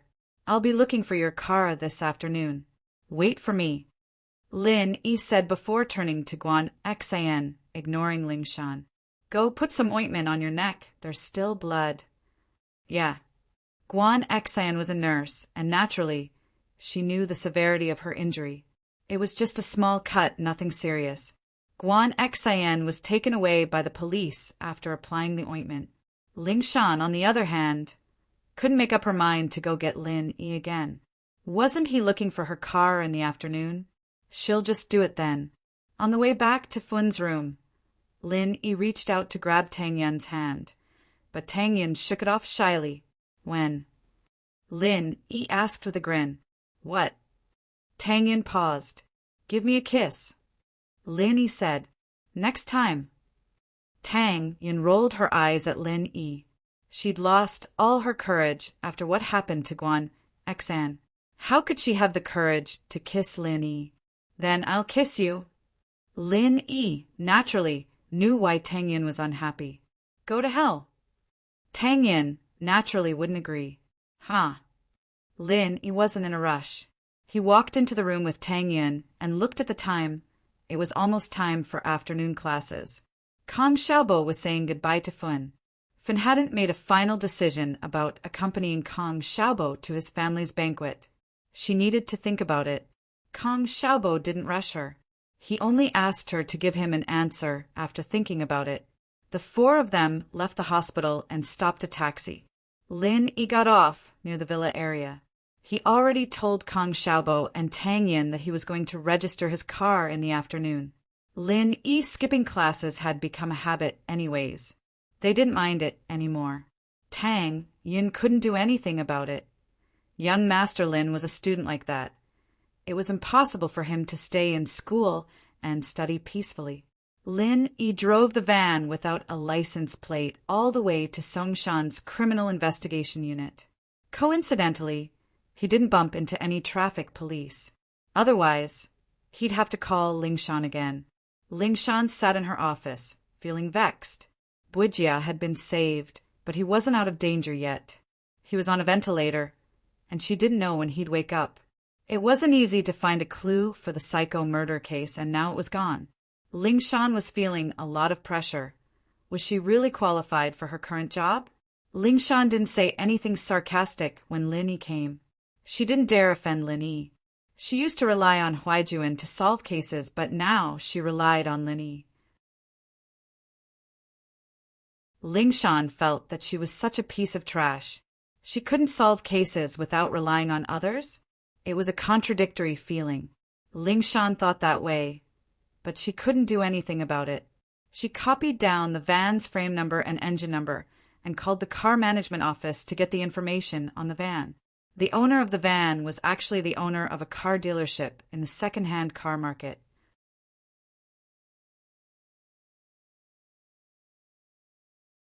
Chapter 296.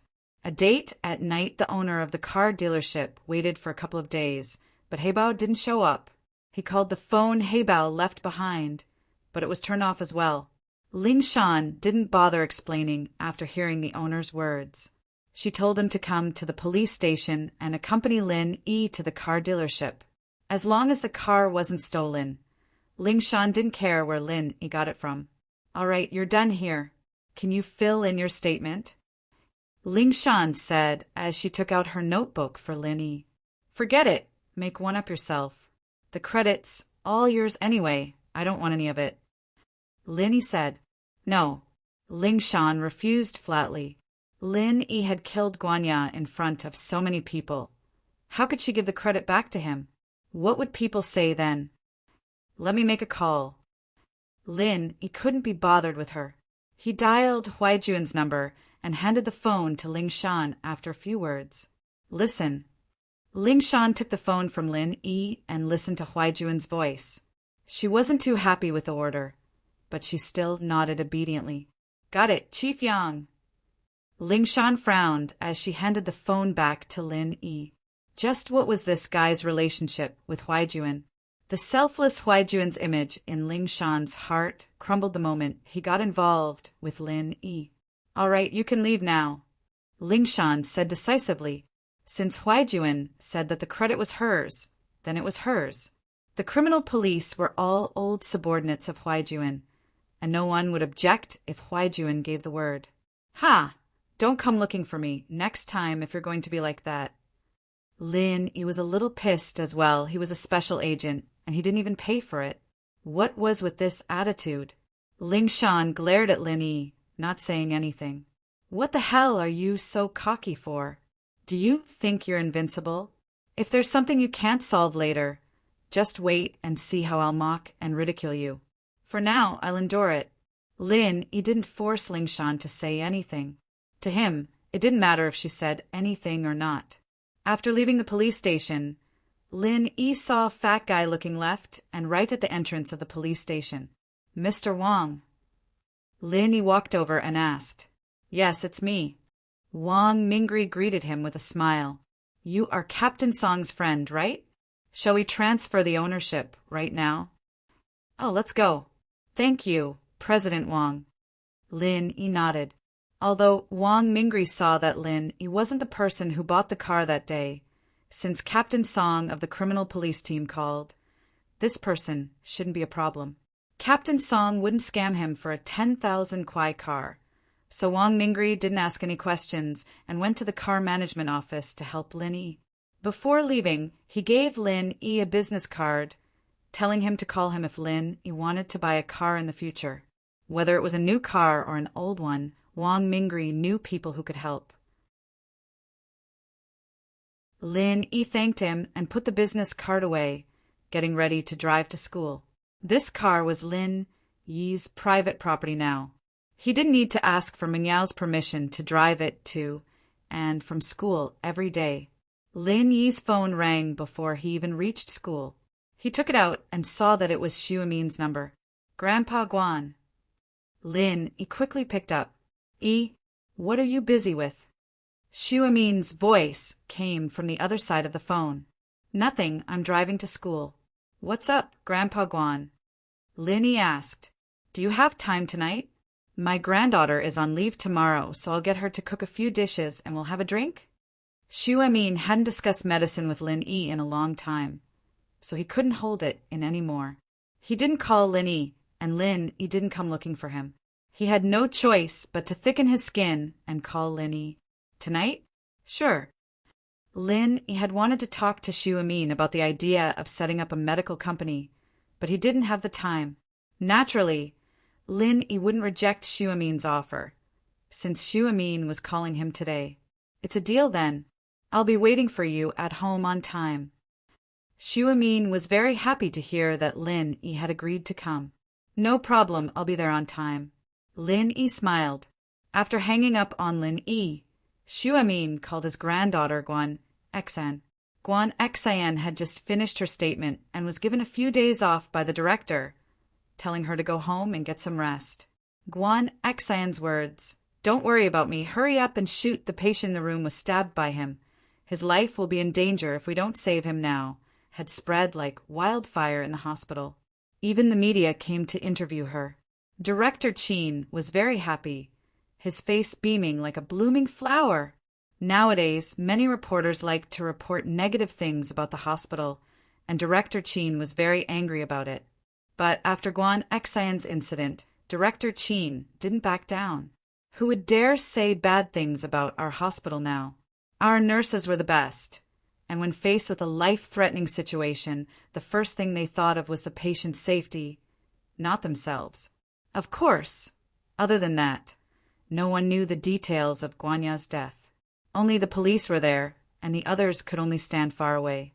They could hear Guan Xan scream, but they didn't know that it was Lin Yi who killed Guanya. Director Qin wanted to take care of Guan Xan because her father was a shareholder of the hospital, but he couldn't find a good reason to do so. After all, he had to make sure that the person he was promoting was convinced, right? But this time he was going to make an exception to promote Guan Xan, and no one would say anything against it. She was such an excellent nurse. Who else would he promote if not her? While giving Guan Xan a day off, Director Qin had already decided to hold a meeting with the hospital's leaders in the afternoon to discuss Guan Xan's personnel changes. Wasn't the old head nurse in the inpatient department about to retire? Let's promote Guan Xan to vice head nurse first, and then wait for her to take over. As for whether Guan Xan could achieve greater things in the future, that would depend on herself. Guan Xan had just left the hospital and was about to go home when her phone rang. She took it out and saw that it was a call from her family. Guan Xan froze. Did Grandpa find out about her injury? Guan Xan frowned, cursing the hospital's leader for being a big mouth and a flatterer. She was afraid that Grandpa would be worried, so she told Director Qin not to tell her father or Grandpa about it. But why was Grandpa calling so soon? Grandpa. Guan Xan picked up the phone and called Grandpa, a little uncertain. Xan, are you on leave tomorrow? Guan Xuemin asked with a smile.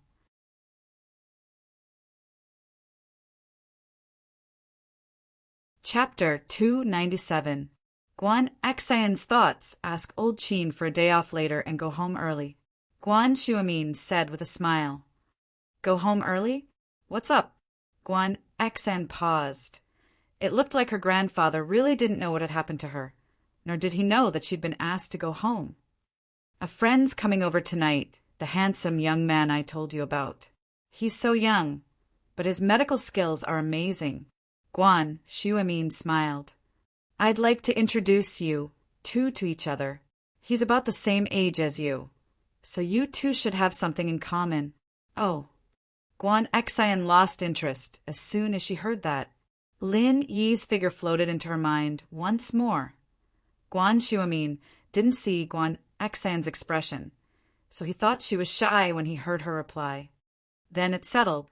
When you get back, I'll have Auntie Lu buy some groceries with you. Make a few of your specialties tonight and leave a good impression. Auntie Lu was Guan Shuamin's nanny, responsible for taking care of her grandfather's daily needs and buying groceries. Guan Xian was a bit reluctant, but it wasn't right for her to not give face to someone her grandfather respected. Getting to know him was fine, but getting to know him was out of the question. Lin Yi parked a car at the food street behind the school. A man with a fierce face walked up to Lin Yi as soon as he got out. Hey kid, don't park here. School's almost over and there's a stall here.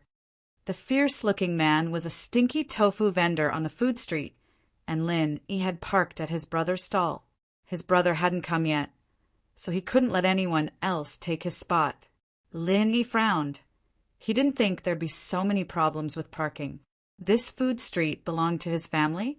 Even the traffic police hadn't said anything about parking here, and here someone was looking for trouble. The fierce-looking man jumped when he saw Lin Yi raise his head. Fuck, he'd gotten himself into trouble. Master Lin, it's fine, just park here. It's fine, it's fine. The ferocious-looking man had clearly seen how Lin Yi had dealt with Zhang Biaoqiao that night. How could he dare to provoke such a person? Lin Yi shook his head, feeling a little amused. Just a moment ago, he was so fierce, but in the blink of an eye, his face changed. Then I'll stop here? It will stop here every day. No problem. Young Master Lin, I asked my brother to change seats. How could I affect your parking? Don't worry. I'll help you look after your car. I guarantee that no one will dare to scratch your car. The fierce man patted his chest and guaranteed. It wasn't a big deal for his younger brother to change the location of his stall, but if he angered Lin Yi, it would be a big problem. When he returned to class, he was just in time for the last self-study period. Seeing that Lin Yi was back, Kong Xiaobo immediately went over. Boss, you're back. I want to talk to you about something. Talk about something? What's the matter? Say it. Lin Yi looked at Kong Xiaobo and didn't know what he wanted. Can you lend me 200 yuan? Kong Xiaobo said with some embarrassment. 200 yuan? What do you want? No way, you don't even have 200 yuan? Lin Yi was a little surprised. I spent a bit too much this month. I always went to see Xiaofan and bought a lot of snacks. Kong Xiaobo was a little embarrassed. It's the end of the month. I don't have any money. I'll pay you back next month when I get my allowance. Oh, it's fine. You can use it. Lin Yi gave Kong Xiaobo 200 yuan. Lin Yi still had this bit of money. I'm thinking of buying a cheaper phone for Xiaofan. 200 yuan is enough, Kong Xiaobo said. Otherwise, it's not convenient to contact her. Lin Yi smiled.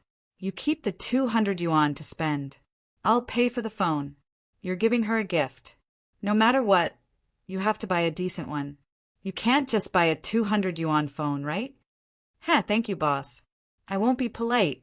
When I'm rich in the future, I'll repay you. Kong Xiaobo didn't refuse and directly took it.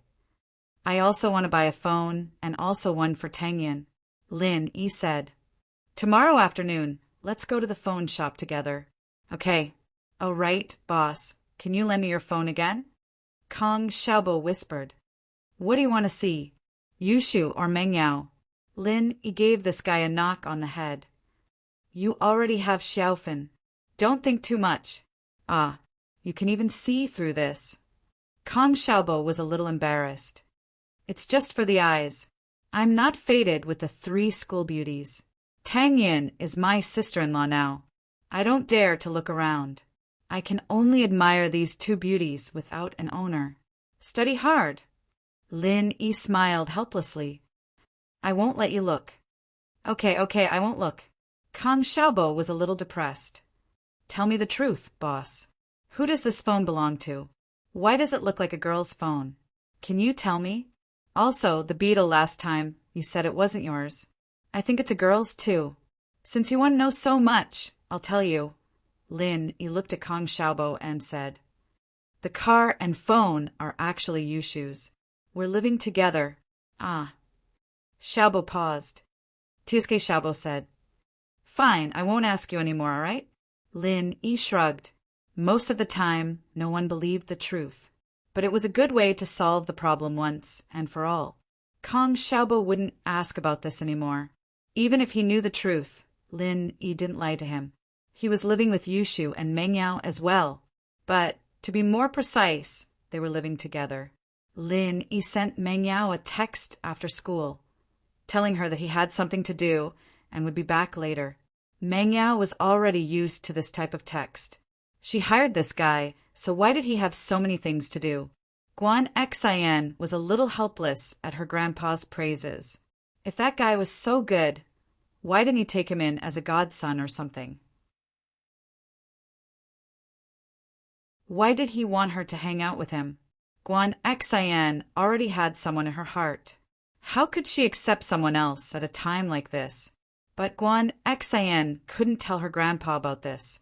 She could only agree to it and walked to the kitchen unhappily. He wants me to cook with my heart? Why? If I cook well, what if he takes a fancy to me? What should I do? Wouldn't I be looking for trouble?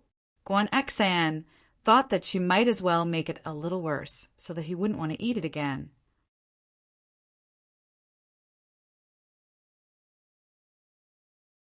Chapter 298. Chapter 298. Guan Xueming's selfish motives. Guan Xian was born into a family of scholars and doctors. House Guan was now on the same level as some of the bigger houses, but Guan Xian didn't have any of the bad habits of a rich young miss. Her parents were busy with work, and her father was a shareholder of the hospital, but his company was out of town. It was rare for him and his mother to come home. Guan Xian had been by her grandfather's side since she was young, so she learned how to clean the house, wash clothes, and cook. She managed the house neatly, and although Nanny Lu was there, Guan Xian would always help Nanny Lu every time she came home. Her cooking skills were superb, and she was known as the super invincible beauty god of cooking in the family area of the medical school.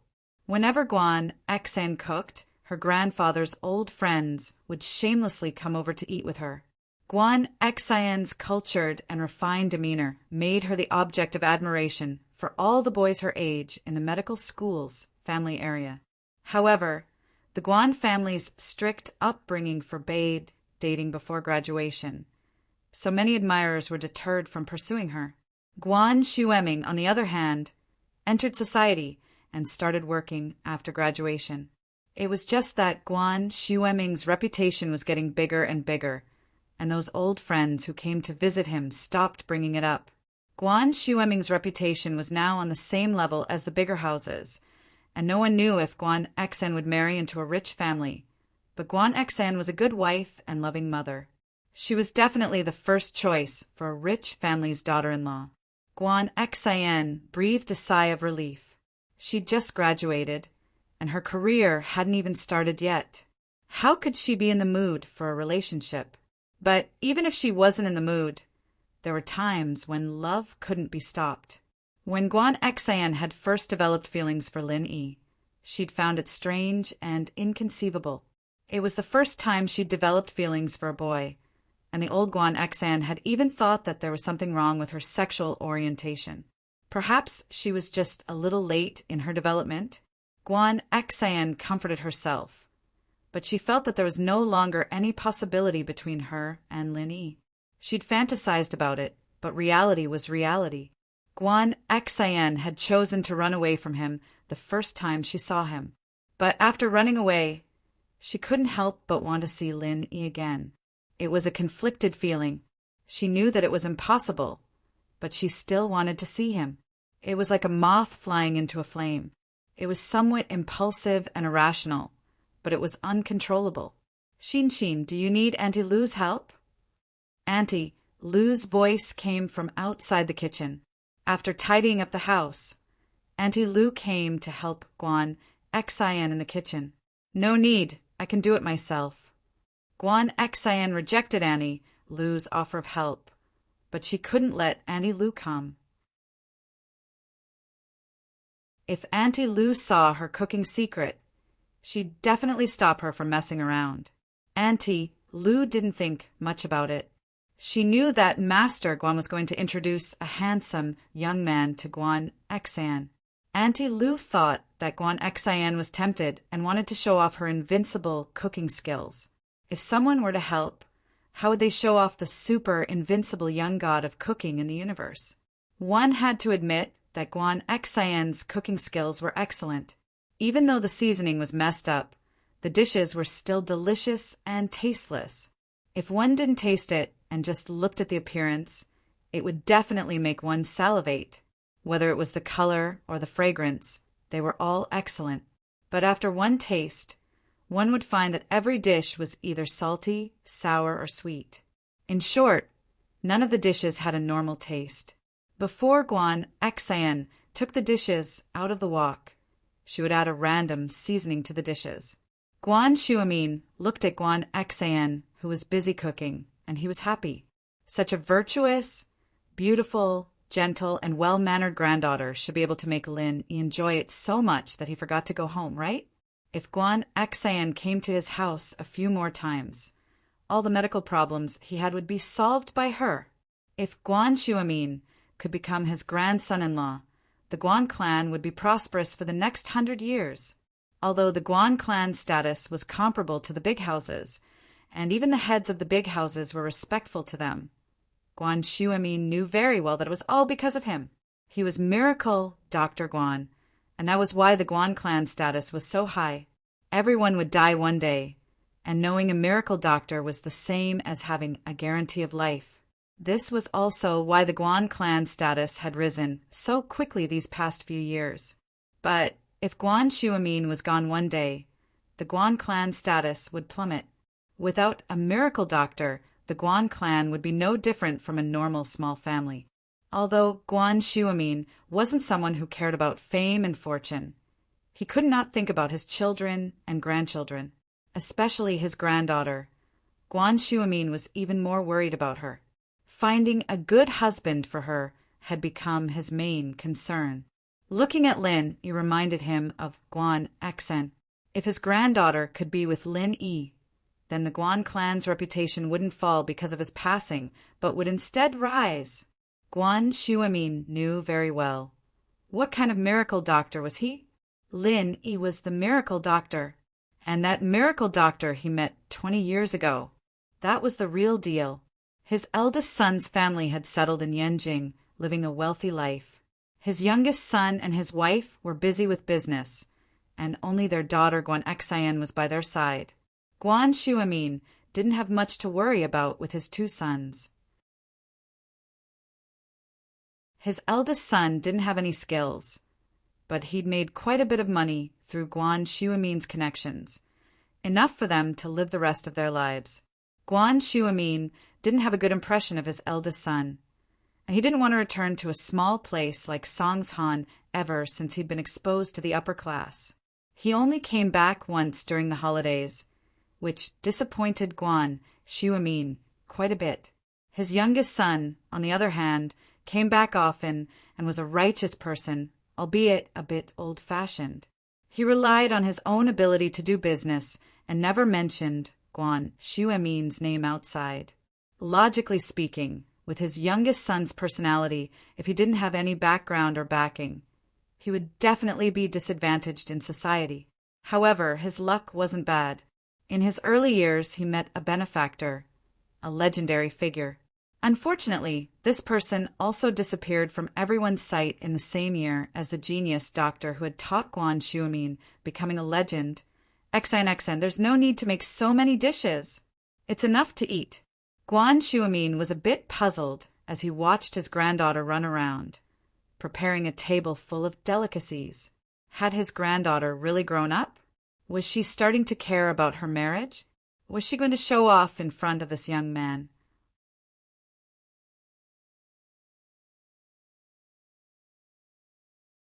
Chapter 299. How about instant noodles? His youngest son had received guidance from a great benefactor, and his business had grown considerably. But Guan Xuemin's only regret was that there was no one in the family who studied medicine. His granddaughter's weak personality meant that she could only be a nurse, and she wasn't cut out to study medicine either.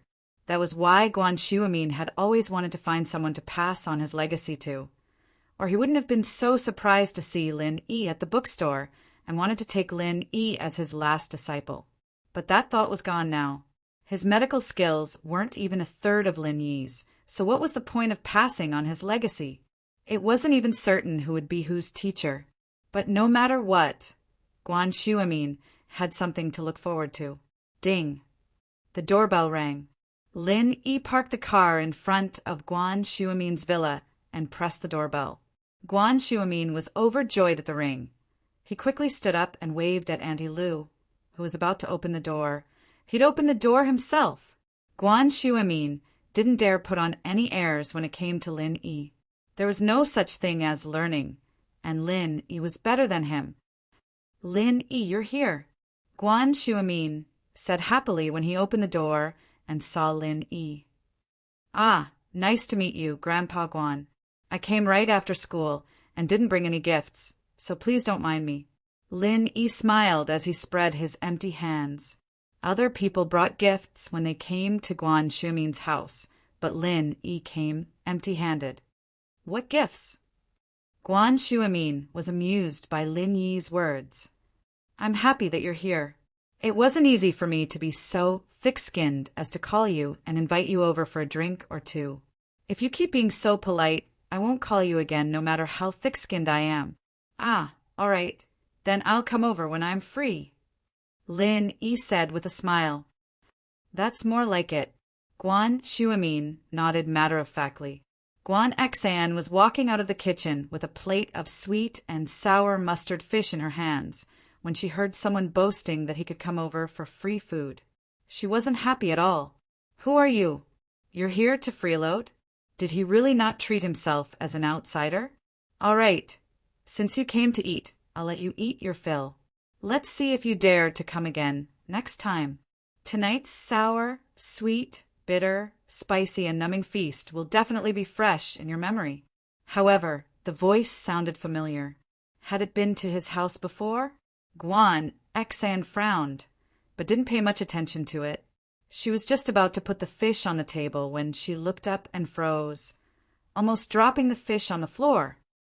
Linny? Guan Xan's eyes widened in disbelief.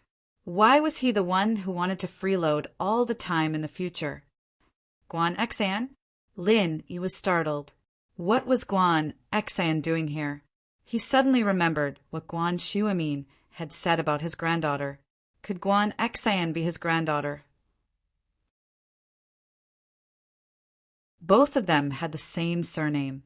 Your Grandpa Guan's granddaughter. You're the handsome young man Grandpa was talking about? Guan Xan blushed. Why was he the handsome young man Grandpa was talking about? Didn't he already have a girlfriend? Why was Grandpa introducing him to her? Guan Xan didn't know what to do.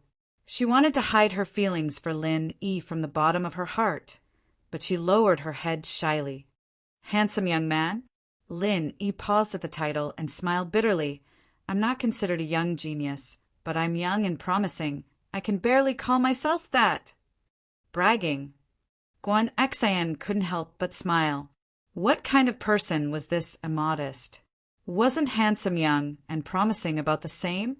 Grandma Wang was praising herself for selling her melons. You know Xan. Guan Xuemin was afraid that his granddaughter would be conflicted, but he understood after seeing her expression. It seemed like the two knew each other a long time ago, so he was worrying needlessly. Yes, we just met today. Lin Yi nodded. Oh, just met today? Looks like we're very close. Guan Shuamin listened to Lin Yi's words. That saves me the trouble of introducing myself. Since you know Xian, it's even easier. Let's skip the introductions and eat. I've been starving for a long time. I eat early every day, and I waited until now just to wait for you. Ah, all right. I won't hold back then. Lin Yi smiled as he turned to Guan Xian. What a coincidence. I was supposed to try out your cooking today. Ah. Guan Xian jumped and ran towards the kitchen with the mustard fish in her hands.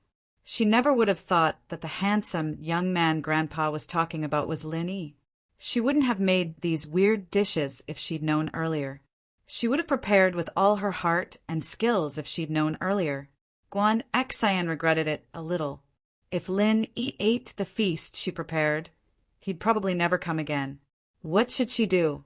Guan Xian wanted to throw away all the dishes on the table and make a new one. Xian, where are you going? Why are you taking the fish away? Grandpa loves sweet and sour fish the most. Bring it back. Grandpa can't wait. Guan Shuamin waved his hand at Guan Xian. I'm going back to the pot. The dishes are cold. I'm going back to the pot. Guan Xian said as she tried to grab the other dishes from the table. She could just throw them away and make a new one. There were still some ingredients left, so she could make as much as she could. Back to the pot? Back to what pot? It's not cold, it's steaming. Stop messing around and put it down. Guan Shuamin was confused by Guan Xian's actions. What was she doing? Guan Xian didn't have a choice. She reluctantly put down the dishes and the sweet and sour fish. All right, Xian, you sit down too. Let's eat together. Guan Shuamin couldn't wait to open a bottle of Maotai and pour a cup for Lin Yi before pouring one for himself. All right. Guan Xian was reluctant. But there was nothing she could do. She sat down with a sad face. I've heard from Grandpa Guan that you're a great cook. The dishes on the table are delicious. Let me try them. Lin Yi smiled as he picked up his chopsticks. Grandpa, I have an idea. Why don't we eat instant noodles? Drinking wine and eating instant noodles is delicious, right? What do you think? Guan Xian suddenly stood up. I haven't had instant noodles in a long time. Why don't we throw away all the dishes?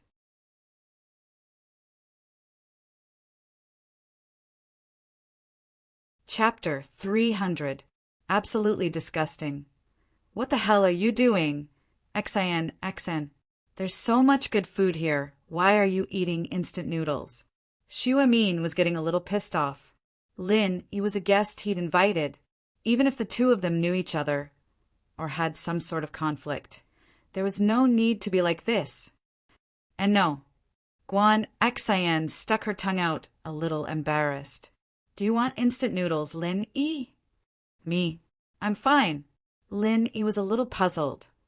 Why was Guan Xian so insistent on him eating instant noodles? He didn't want to turn her down, either, so he answered without thinking. That's great. I like it too. I'll go make 2 buckets. Guan Xian was a little happy at Lin Yi's answer. I'll go right now. Guan Xian, sit there. Shuamin was so angry that he didn't even bother calling her Xian anymore, choosing to just call her by her full name. Oh, Guan Xian felt wronged, but couldn't tell him the real reason. She could only sit down gloomily. If she'd known this would happen, she wouldn't have made the food so disgusting. Even if she'd just cooked it casually, it would still have been delicious.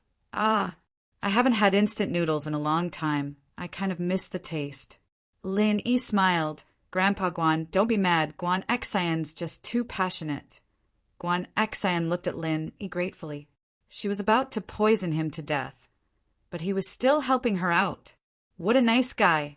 Yeah, he wouldn't have taken a bullet for her if he wasn't a nice guy, and he wouldn't have risked his life to save her today. Girls in their prime always like to fantasize about having a prince charming by their side. It was the dream of every girl her age, and it was obvious that Lin Yi wasn't as good as she thought he was. but Guan Xan had taken it upon herself to make Lin Yi her prince charming. In fact, it was very simple for Lin Yi to block the bullet, no matter who was behind him. He just didn't want to hurt the innocent. Even if it wasn't Guan Xan who was kidnapped, Lin Yi would have done it if it was anyone else he was familiar with. If Guan Xan knew that Lin Yi acted so quickly in exchange for a kiss from Tang Yin, what would she think?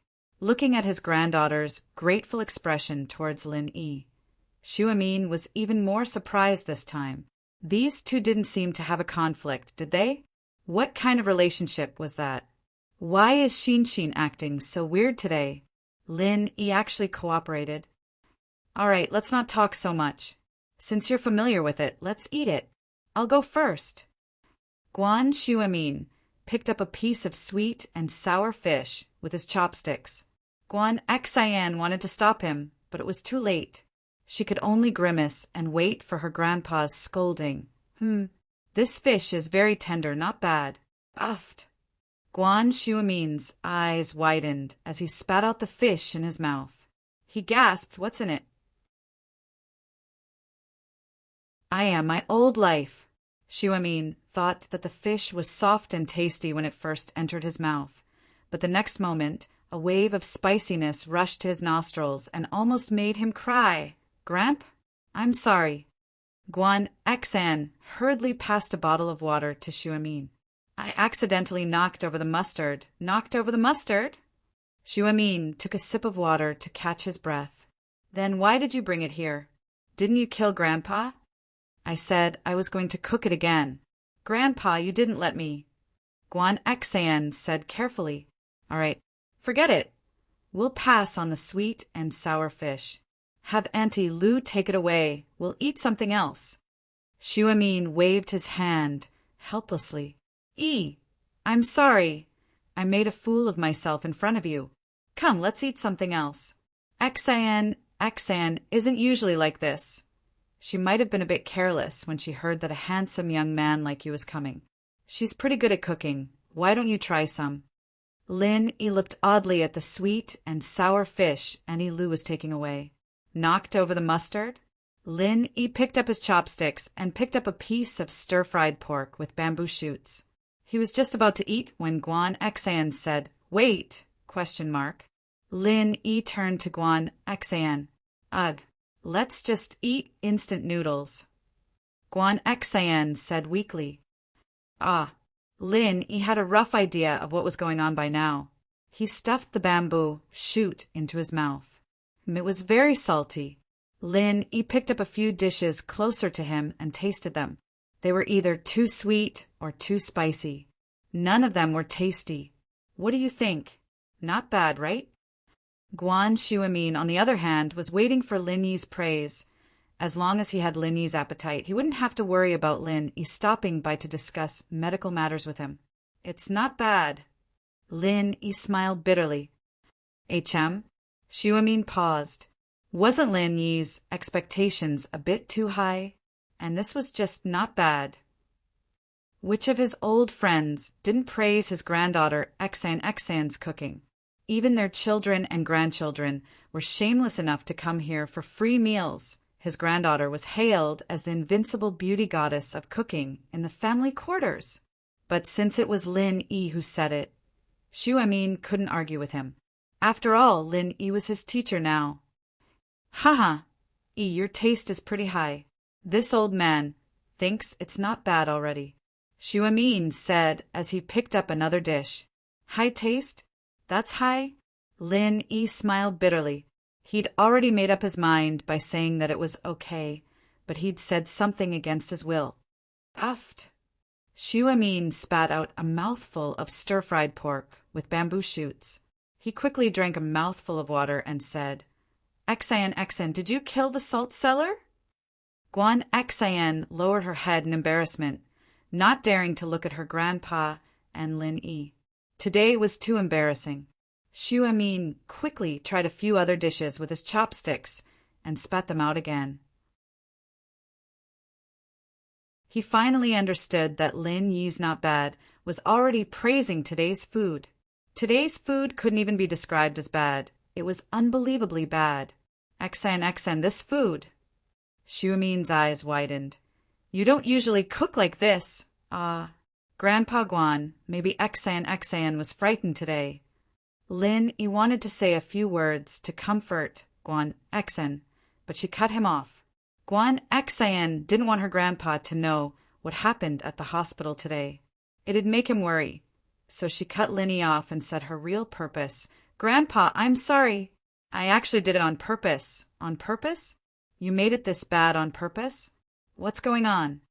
Xuemin blinked, not expecting Guan Xan to say that.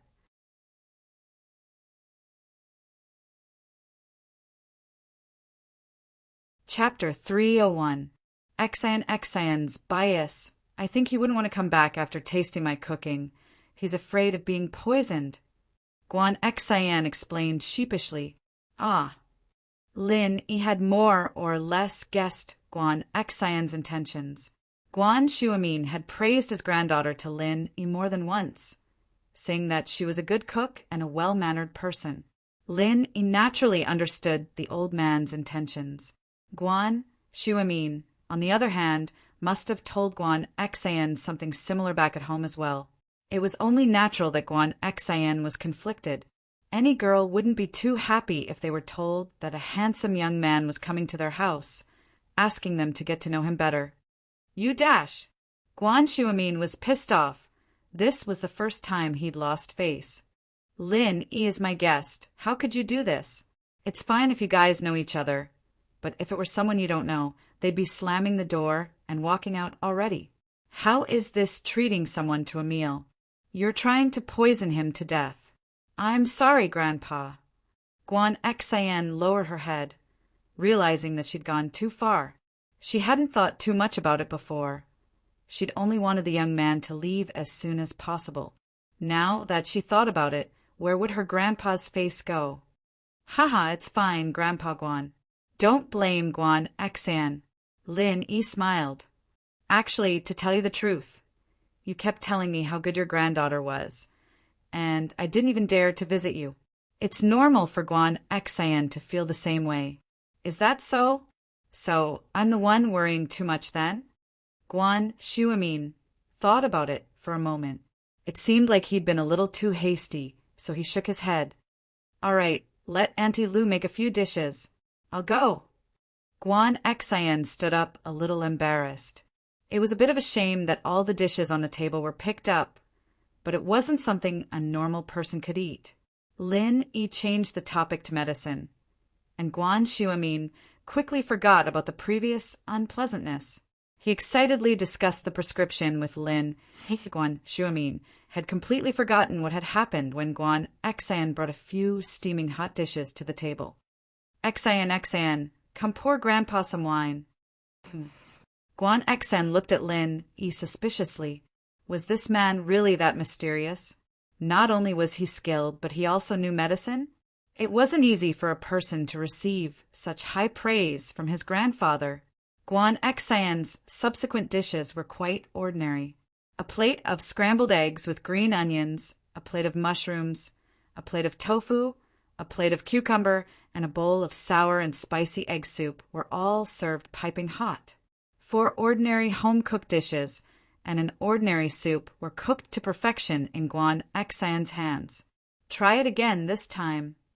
Guan Xan said to Lin Yi, a little embarrassed, as she poured wine for her grandfather. Lin Yi nodded and picked up a piece of mushrooms with his chopsticks. He thought to himself. She's actually catching up to my level? How is it? Guan Xan didn't know if Lin Yi's was good or bad. She looked at Lin Yi nervously, waiting for his answer. But for these home-cooked dishes, Guan Xan had given it her all, bringing out the young divine chef's abilities to the extreme. I didn't think home-cooked food could be this good. Lin Yi praised. Old Lin always praised him like this. Then eat more. Guan Xan was a little happy. She pursed her lips into a smile. Try something else. Okay. Lin Yi nodded and put a few more mouthfuls from the other dishes into his mouth. Grandpa Guan, I finally know that what you said before was true. Guan Xan really is the young divine chef. That's right. Guan Shuemin nodded. So, if you want to eat more, you'll have to come here often. No problem. Lin nodded happily. Shuemin had a taste of Guan Xian's new dishes, frowning as he took a bite. Xian, aren't you being biased? I've tried these dishes before. Why aren't they as good as today's? It looks like Lin Yi's treatment is different now that he's here. The poisoned dishes from before are upgraded to delicious food that even I've never tasted before. Grandpa. Guan Xian was a little embarrassed by Shuemin's words. Hal, it looks like you'll have to come more often. This old man will have to enjoy the delicious food with you. Guan Shuemin smiled. I'll definitely come more often. Lin nodded. He was here because of Guan Shuemin's invitation, but also because he wanted to discuss the medical company with Guan Shuemin. If that were to happen, he'd have to come here more often. Guan Xian was a little embarrassed as she looked at Lin Yi. She was a little surprised, but also a little lost. It seemed like she had a chance again. If he came here more often, then their relationship would definitely improve. But was this the right thing to do? After dinner, Guan Xian went to clean up the dishes while Lin Yi and Guan Shuemin went upstairs to Guan Shuemin's study. Lin Yi's expression returned to a serious one as he closed the door. Grandpa Guan, I actually have something important to discuss with you this time. Oh? What is it? Guan Shuemin paused. He didn't think that Lin Yi would have something to discuss with him. He'd originally wanted to discuss the condition of Lu Tiany's father, Lu Jinhu, with Lin Yi. Guan Shuemin could barely control Lu Jinhu's angina, but couldn't cure it.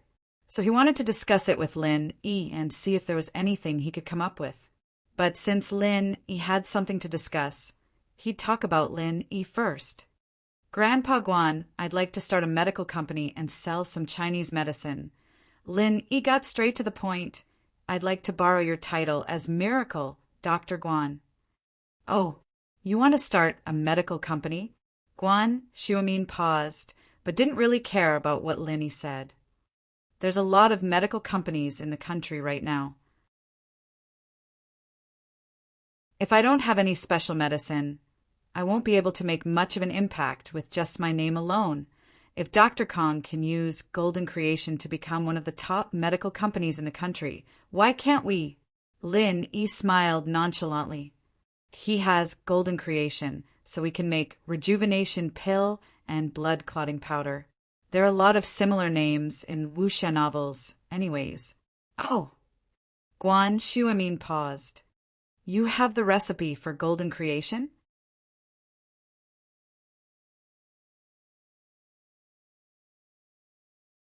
Chapter 302. The problem of funding. Guan Shuemin looked at Lin Yi in shock. The formula for Golden Creation had always been a top secret in the industry. No one knew about it, and while many pharmaceutical companies had paid a high price to hire Eastern physicians to do research on it, no one had been able to find the formula. But Lin Yi had a formula with similar effects.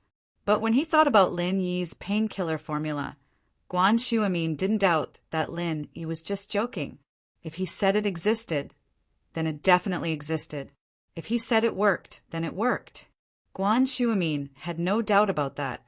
If there really is, then with the painkiller prescription in our hands, we'll be able to compete with Miracle Dr. Kong on equal footing with these two products. Guan Shuemin nodded. He wasn't interested in business, but he was very interested in Lin Yi's formula. Grandpa Guan, I'll use my formula to buy shares, and I'll borrow your name to start a pharmaceutical company. Are you interested? Lin Yi spoke his mind. Lin Yi had a general understanding of Guan Shuemin through their few interactions. The man didn't care much for fame and fortune, and had almost no desire for it. Prescriptions, on the other hand, were very important to him. It wasn't that he wanted the formula for himself, but that he wanted to study the properties of the formula. You can use my name for free. Guan Shuemin waved a hand. I don't lack food or clothes, so money is useless to me. But do you know how much money it takes to start a pharmaceutical company? We have to get our hands on the formula, and we can't hire other factories to do it for us. We'll need a production line as well, and we'll need at least 100 million to start the company. 100 million! Lin, he didn't have any experience in business, so he paused. That's a bit much. Do you have the money, Elder Guan? I'll take a smaller share. 100 million wasn't much to the Lin Yi of the past. Although the old man lied to him and said that a mission was only a few hundred yuan, Lin Yi knew very well that there were many missions worth more than 100 million yuan. However, Lin Yi did not want to haggle with his stingy old man. The old man was the one who had raised him. There was no need for him to haggle with him so clearly. But now Lin Yi was really short of money. He knew that without money, he couldn't do anything. My money, other than enough for my daily expenses, has basically been donated to the medical industry. Xuemin smiled. You know that at my level, I don't need to spend much money. The school basically covers all my daily expenses. Lin, he was in a bit of a dilemma. It seemed that his thinking was a bit too simple. He thought that he could make money with the formula, but he didn't think about the startup capital. If it was an investment, Lin, he could pull it in. He could talk to Pingzhan about the prospects of this industry. He was sure that the guy would be interested, but his company's internal problems weren't solved yet. Lin, he didn't want to give the formula to a company he had no confidence in. It wasn't that Lin, he didn't trust Pingzhan, but the problem was that the company might not even belong to Pingzhan in the future. Even if it did belong to Pingzhan, those bastard shareholders of the company were even capable of assassinating Meng Yao. There was no telling if they'd be jealous of the recipe or not. My eldest son does have the money, but I won't use it. Xuemin continued after seeing that Lin, he wasn't saying anything. He's a bit greedy. We can't let him participate in this. Oh, Lin Yi paused. He wasn't expecting Xuemin to say that. Normally, people would think of their children first when there was something good. But Xuemin had rejected the possibility of letting his eldest son participate. Haha, he already has enough money to spend. I don't want to hurt him. My youngest son, Xinxin's father, is running a temporary business. He does have some money on hand, but his company isn't very big. I estimate that the total value of the entire business is only 200 to 300 million. He doesn't have that much liquid capital. So, I don't want either of them to participate in this. I'm still healthy, so it's not a big deal. But in the future, Xuemin didn't continue, but he believed that Lin Yi would understand what he was trying to say.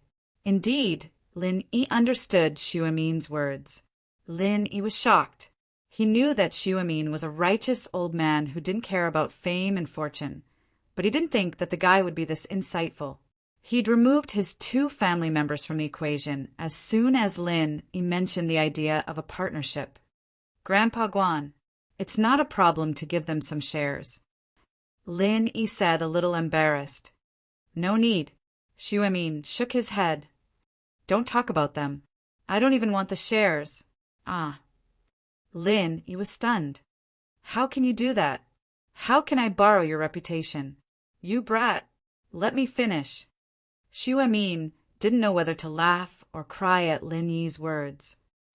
I haven't finished yet. Okay, Grandpa Guan, go ahead. Lin Yi was familiar with Xuemin now, so he wasn't as restrained as before. In fact, the 2 of them had become good friends since the last time they talked about medical problems. Xin is my favorite granddaughter. If it's possible, you can just give her a small part of the shares, Xuemin said. It doesn't need to be much, just enough for her to live in the future. Of course, that's not a problem. Lin Yi agreed without hesitation. Don't be in a hurry to agree. You still have to think of a way to start your own business, Xuemin said solemnly with a wave of his hand. My name is useful in all the big houses, and I can pull in a lot of investments, but you better not let anyone else have a share in this medicine company. House Kang's Golden Creations profits are enough to make people jealous, but there's nothing we can do about it. They're managing it like a family and no outsiders are involved. Xu Amin continued, as long as Elder Kong is still alive, there won't be any problems. But if someone else were to get involved in your company, I can't guarantee that my name will still be effective in the face of profit. I understand, Grandpa Guan. I'll think of a way to get the funds myself. Lin Yi nodded. Xu Amin didn't say anything else. 100 million seemed like a fantasy to an ordinary person, but he knew that Lin Yi wasn't an ordinary person. How could Huaijuan's teammate, someone with such miraculous medical skills, be an ordinary person?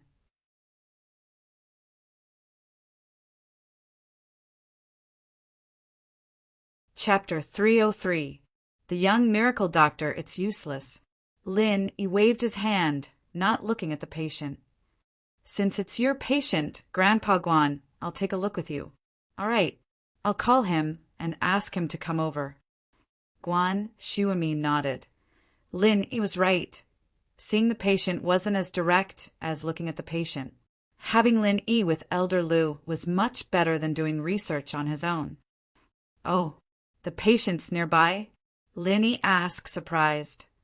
Yeah, he lives in this district. It's only a few minutes' drive. It'll be quick. With that, Guan Shuamin picked up the phone on his desk and dialed a number. In the family compound of Songshan Medical University was a luxurious villa that was comparable to Guan Shuamin's mansion.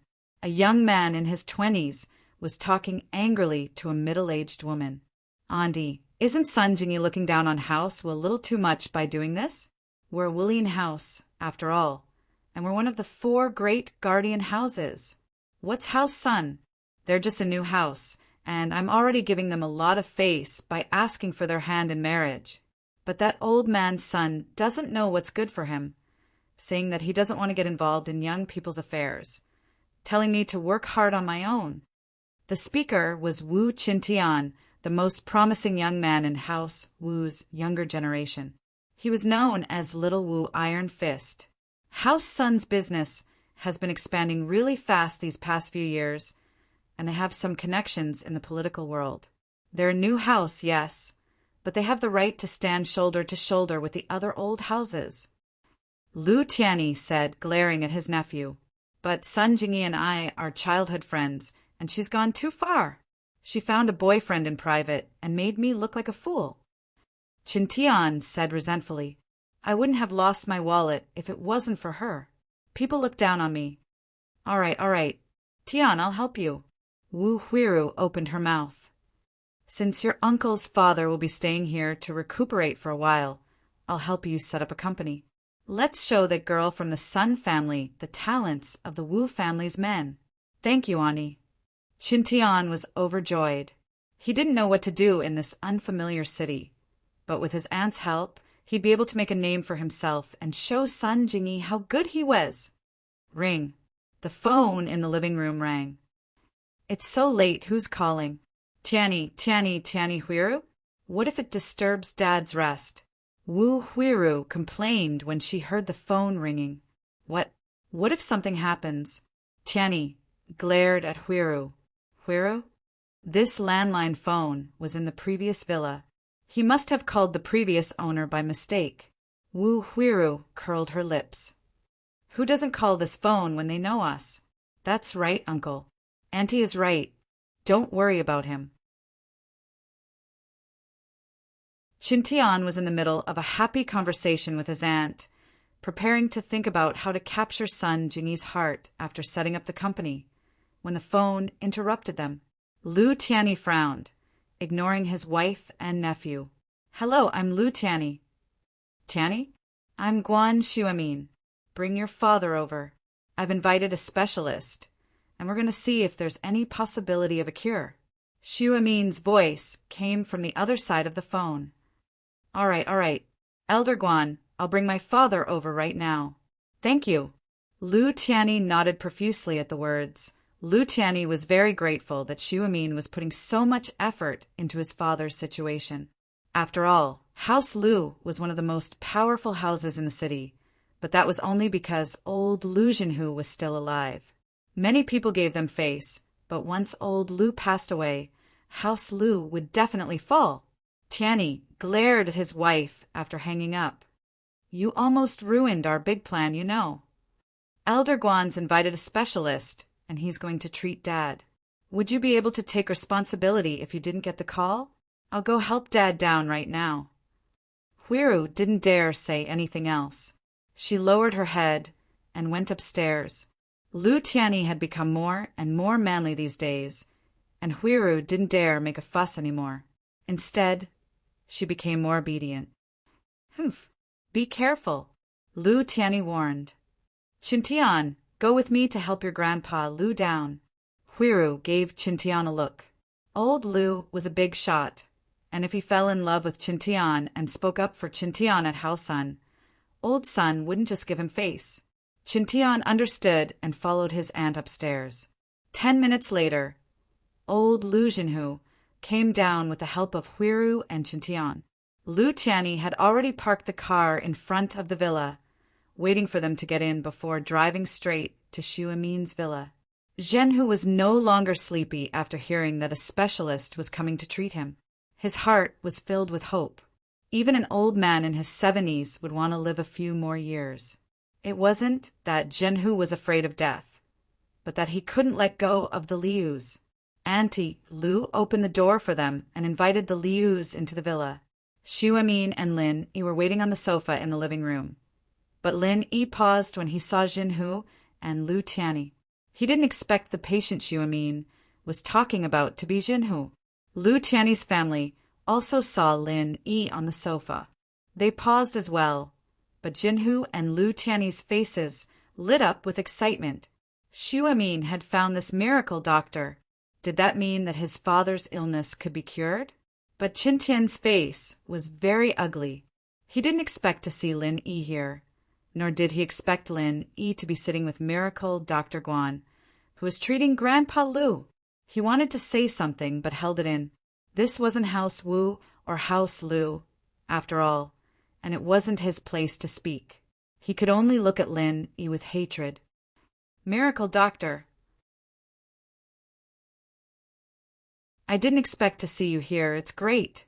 Lu Tianyi was a little excited as he walked up to shake Lin Yi's hand. Lu Tianyi regretted it when he heard Xu Amin praise Lin Yi so much. He was in too much of a rush that day, and he didn't leave his contact number with Lu Tianyi.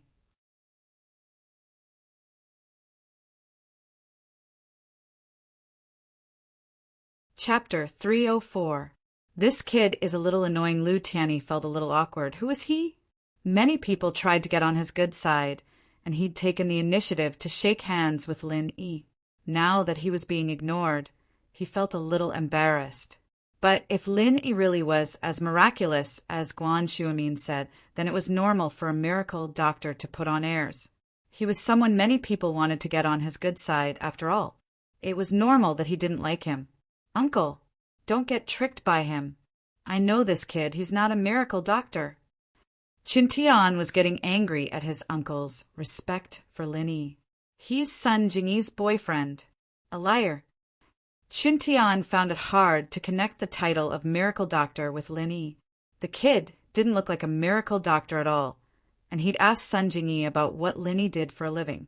Sun Jingyi tried her best to cover it up, but Qintian still got the gist of it. The kid didn't have a proper job and was unemployed. Otherwise, with Sun Jingyi's personality, there was no way she wouldn't brag about her boyfriend's good points. If Lin Yi really was a miracle doctor, Sun Jingyi would have used this to attack him already. Why would she hide it? This was why Qintian dared to make things difficult for Lin Yi. As far as he was concerned, Lin Yi was no miracle doctor. These people must have been tricked by Lin Yi. Lu Tianyi, Huiru, and Guan Xuemin all looked at Lin Yi, surprised. Fine, I'm a liar. What no one expected was for Lin Yi to admit it. Since there are people who don't want to see me, then I'll take my leave. Grandpa Guan, I'll come visit again. With that, Lin Yi stood up and prepared to leave. What a joke! Lin Yi didn't know the Lius anything. He only treated Elder Lu because of Guan Xuemin, and since they called him a liar, Lin Yi couldn't be bothered to explain himself. I'm too lazy to treat you if you call me a liar. Go look wherever you want. We'll meet again. Haze! Guan Shuamin sighed. He wasn't angry at Lin Yi's actions, but he didn't like Qin Tian's behavior. He didn't know what relationship this kid had with Lu Tianyi. Why did he bring him here to embarrass himself? Great. Now that you've pissed him off, he won't treat your old man anymore. What are you going to do now? In terms of age, Qin Tian was a few years older than Lin Yi. But in Shuamin's eyes, Qin Tian was just a kid. Lin Yi, on the other hand, was his old friend, his teacher. Lin Yi walked towards the entrance of the villa without any hesitation. Guan Shuamin didn't stop him. Lu Tianyi was stunned for a moment, but then he panicked. They had finally found Lin Yi. How could they let him go just like that? Lu Tianyi couldn't care less about his identity. He stepped forward and grabbed Lin Yi. Little magic doctor, please wait. Why should I stay? Lin Yi pursed his lips. What if someone calls me a liar? Pa. Lu Tianyi slapped Huiru's face. He may be Qin Tian's uncle, but Qin Tian was still a member of House Wu, and a rising star of the younger generation at that. He couldn't discipline him directly, so he vented his anger on his wife, who was also a Wu. It was natural for a man to discipline his wife. Even if the Wu family knew about it, they wouldn't say anything. After Wu Huiru married into the Lu family, she would be a member of the Lu family. Look at your nephew. What did you do? What did you do? Tianyi roared, frustrated. You're the perfect example of a loving aunt ruining her nephew. Huiru was stunned by Tianyi's sudden slap, but she realized that she shouldn't have brought Qin Tian with her when she regained her composure. She'd pissed off the little miracle doctor, and if the brothers of House Lu found out about it, they'd all divorce her as their sister-in-law. Pa! Huiru slapped Qin Tian's face. What nonsense are you talking about? If you keep this up, I'll call my brother and tell you to go home. Qin Tian didn't dare say anything after being slapped by his aunt. There were many rules in a big family, and it was natural for the elders to discipline the younger ones. Qin Tian lowered his head and focused all his hatred on Lin Yi. As far as he was concerned, all of this was because of Lin Yi. Little magic doctor, you see? Lu Tianyi had already made his stance as he looked at Lin Yi with pleading eyes. Yes, pleading. Curing his father's illness was his biggest wish. Oh, this kid's a bit annoying. I don't want to see him anymore. Lin Yi glanced at Qin Tian. Huiru, why aren't you taking Qin Tian out? Lu Tianyi glared at Huiru. Why was she so insensible? You can see that the little magic doctor hates your nephew. Why don't you make him disappear from the doctor's sight? Oh, okay. Huiru pushed Qin Tian. Tian, let's go out first. Qin Tian humphed, unsatisfied. He looked at Lin Yi viciously and mouthed, Just you wait, before leaving the villa with Huiru. Lin Yi didn't even look at Qin Tian. Who cared what he said? There were many people who wanted to humiliate him, but none of them got what they wanted. Of course, that was unless his old man could torture him to the point where he couldn't do anything about it. Little divine doctor, that disappointing kid has already been driven out by me. Can you treat my father now? Lu Tianyi asked carefully as he looked at Lin Yi. Did I say I'm going to treat your father? Lin Yi looked at Lu Tianyi. Was there something wrong with this guy's head? When did he say he was going to treat his father? That's... Tianyi's face froze as he groaned inwardly. Indeed, Lin Yi never promised to treat his father. He only said he hated Qin Tian. Little magic doctor, can you please take a look at my father? Previously, if my nephew had offended you, I apologize on his behalf.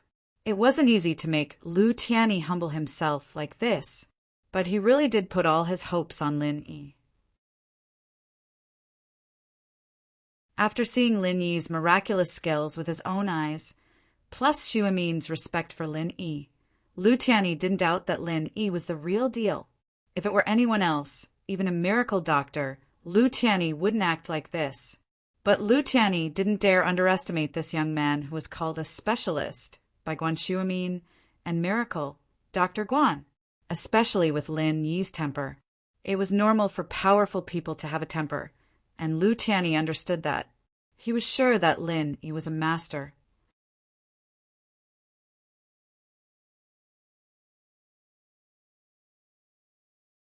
Chapter 305. A rip off the crowd went into an uproar at Lin Yi's words. Even Guan Xuemin was staring at Lin Yi in shock. Elder Lu could live for another 8 to 10 years if he could keep his condition under control. But that was under the condition that the angina wouldn't act up again. An old man at Jinhu's age would be at the end of his rope after another 8 to 10 years.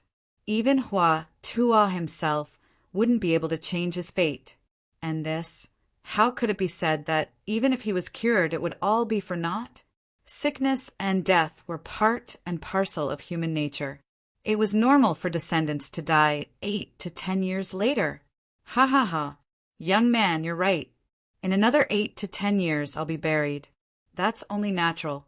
However, if you can let this old man not be tormented by illness in these few years, this old man will be eternally grateful. Zhenhu was no longer afraid of death at his age, and Lin Yi wasn't wrong. Most importantly, Zhenhu knew very well that this daughter-in-law of his had offended Lin Yi from the start, and her nephew had offended Lin Yi as well. Would he still be able to treat him? Treat? For your sake, I'll reluctantly do it, but there'll be a fee. The only person Lin Yi had a good impression of was Elder Lu. No matter what, the old man knew how to repay kindness. He'd even invited Lin Yi to Yanjing a while back, so Lin Yi had a good impression of him. Still, Lin Yi wasn't in a good mood if he agreed to treat, just like that, so he came up with a compromise. A fee? Not a problem. Lu Tianyi nodded quickly after hearing Lin Yi's terms. It was only right and proper to pay for treatment, so Lu Tianyi had no objections. Excuse me, young miracle doctor, how much does it cost? 10 million a year, Lin Yi said. It takes a year to cure, but 10 million. All right, no problem. Lu Tianyi hesitated for a moment, but he still nodded. Although 10 million was not a small number, it was nothing compared to his father's health. Are you sick? Lin Yi frowned after listening to Lu Tianyi's words. I said 10 million a year, not a total of 10 million. Ah. Lu Tianyi was stunned, and his heart was burning with anger. He also guessed that Lin Yi might be taking advantage of his misfortune, but there was nothing he could do. He had directly offended Lin Yi, and it was almost impossible to make Lin Yi relent. He didn't dare to show his dissatisfaction, because if he did, Lin Yi might not treat him even if he offered money. Then, how much does it cost? Didn't I just say it? He can still live for 8 to 10 years. Don't you know how to calculate it yourself? Lin Yi looked at Lu Tianyi with disdain. Then, isn't that 80 million? Lu Tianyi was shocked. This was really a large number. 80 million? Lin Yi couldn't help but be amused. Well, if you want your old man to suddenly get sick after 8 years, then 80 million. Anyway, if he doesn't die after 8 years, he will definitely die when the disease breaks out. This. Lu Tianyi couldn't help but smile bitterly after listening to Lin Yi's words. Lin Yi seems to want 100 million from me. If it's 100 million, then it's better to say it clearly. It seems that I am reluctant to spend money on my father. He can't guarantee that his father can only live for 8 years. According to what Lin Yi said, 80 million is only for 8 years. If he suddenly dies after 8 years, then he is not a filial son. Guan Xuemin also understood at this moment, and his expression was a little strange. He just told Lin Yi that there is no startup capital, and now the startup capital is here? Lin Yi really extorted a lot of money. Although Guan Xuemin knew that Lin Yi was just using this as a pretext to make a fuss, who asked the Lu family to offend Lin Yi? Guan Xuemin didn't say anything. In this situation, it was not appropriate for him to interrupt. Elder Guan, you see. Lu Tianyi was a little helpless. If it was 10 million, he could take it out immediately, but if it was 100 million, he also had to plan. Isn't it a little too much? Therefore, he wanted Guan Shuamin to help him. Mr. Liu, you really overestimate me.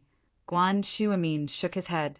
My relationship with Lin Yi can only be regarded as a teacher and a friend. I can't interfere with him or anything. A teacher and a friend? That's half a teacher if you ask. Tianyi paused a little helplessly. I'll be honest with you, House Liu is a big house, but it'd be hard for us to take out 100 million in cash. What would you ask your teacher to do? Guan Shuamin smiled bitterly.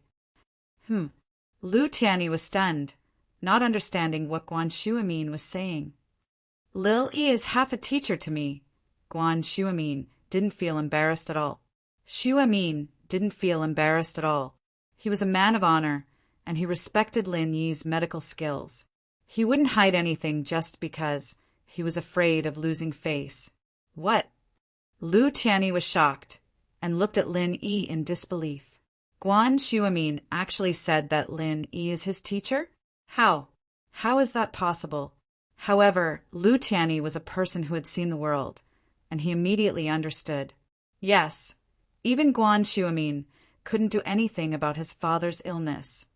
So how could his student do anything? The only possibility was that Lin Yi was better than Guan Shuamin. That's all I have to say. Guan Shuamin waved his hand. I've already introduced Lil Yi to you, and it's up to you whether you want to treat him or not. But don't worry, even if you don't take out the 100 million, I will still do my best. If possible, I will ask Lil Yi for help. 100 million, okay. No problem. Having figured out the relationship between Lin Yi and Guan Shuamin, Liu Tianyi agreed without hesitation. Although it was difficult for the Liu family to take out 100 million in cash, they could sell off some of their stocks and real estate to get them out. As the core figure of the Liu family, his father couldn't be harmed. As long as his father was healthy and alive, the Liu family had hope. All right, call me when you have the money ready. Lin Yi nodded and got straight to the point. You can find me if you want to talk to Grandpa Guan. I'll be going now, it's getting late. All right, miracle Dr. Lin, do you need me to send you off? Liu Tianyi had already thrown caution to the wind. It was only 100 million, right? Compared to his father's health, it really wasn't much. House Liu was different from other rising houses, and the reason why they were doing so well was because of Liu Jinhu's connections and reputation. Liu Tianyi wanted to send Lin Yi off because he wanted to know where Lin Yi lived. He wasn't worried about the 100 million anymore. He was worried that Lin Yi would go back on his word.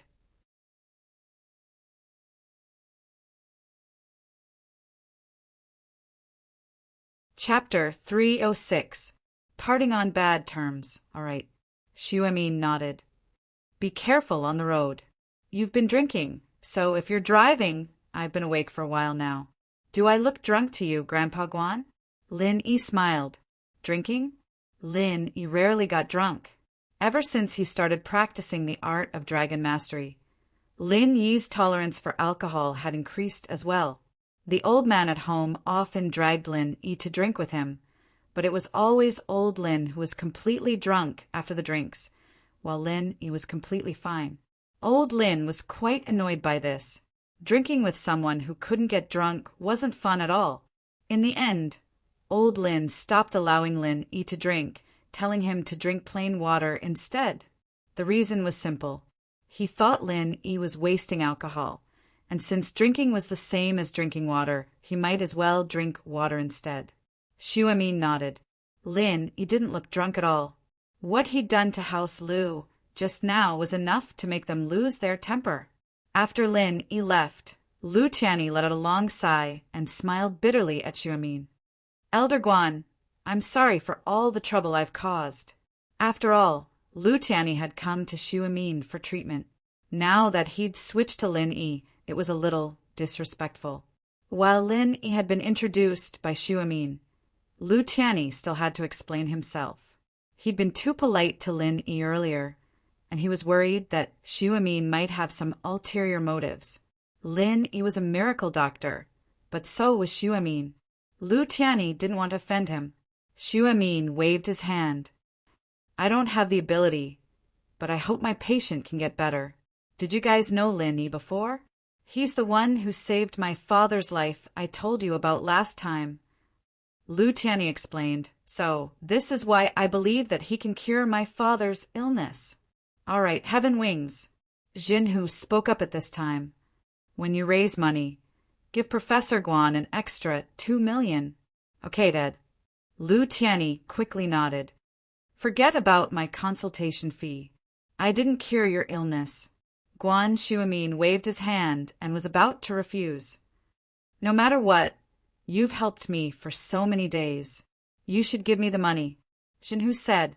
In his eyes, Shuamin's referral fee was acceptable. All right then, I'll accept it. Shuamin thought about it. He'd just gotten 100 million from Lin Yi, but he'd opened a company and might need more money. 2 million was good enough, and so he accepted the money. After a few more words, Lu Tianyi stood up and left. It was getting late, and Xu Amin seemed to have drunk quite a bit. He didn't want to disturb his rest. On the way back, Huiru heard that Lin Yi had asked for 100 million. She was shocked. House Wu was a powerful house, but they were still one of those hidden houses that specialized in ancient martial arts. They didn't have many industries, and 100 million was enough to last them for a few years. Uncle, that Lin Yi is a liar. He's Sun Jingyi's boyfriend. How could he be a miracle doctor? Don't let him trick you. Qin Tian was pissed off at Lin Yi's demand. If he let Lin Yi get 100 million, how is he going to compete with Lin Yi? Sun Jingyi wouldn't even look at him in the eye when the time came. And the funny thing was that this was all caused by his uncle's family. Wu Qin Tian, what are you talking about? What do you know? Shut up. Lu Tianyi was angry at his nephew for being so immature. Don't you think you've caused enough trouble? You've already offended Miracle Dr. Lin. Do you want to kill your grandpa, Lu? Humph. Uncle, I'm doing this for your own good. If you don't want to listen, then forget it. I won't bother you anymore. Qin Tian's stubborn young master's temper flared up. He was the most promising of the younger generation in House Wu, the one who had the highest chance of reaching mystic in Iron Fist arts, so he was respected everywhere in the house. He had never been humiliated like this before.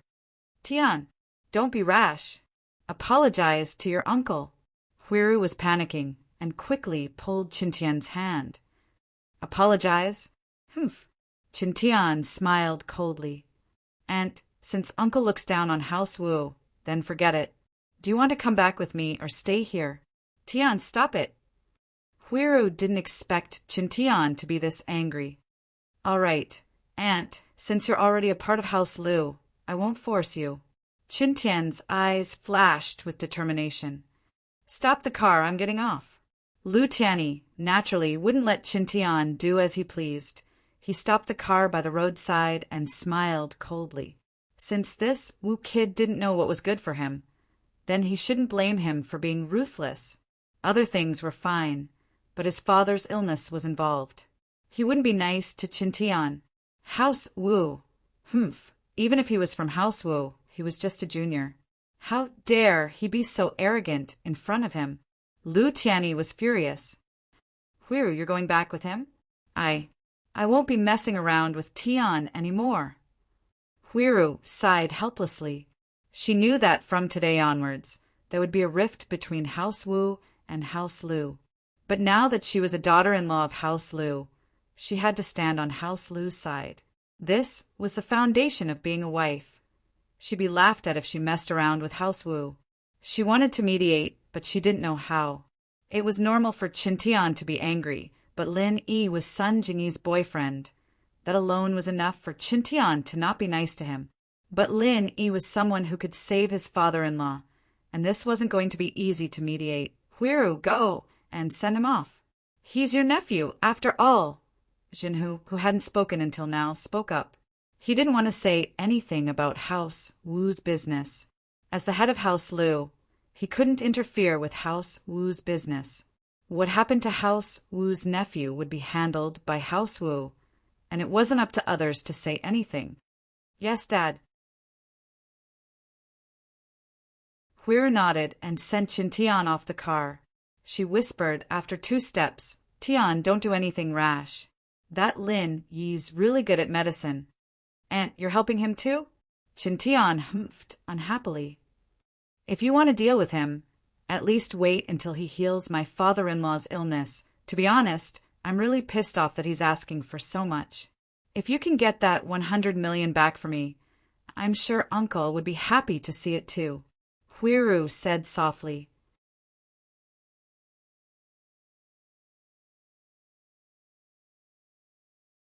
Chapter 307. Pengzhan's dilemma. Huiru, on the other hand, was a very selfish woman.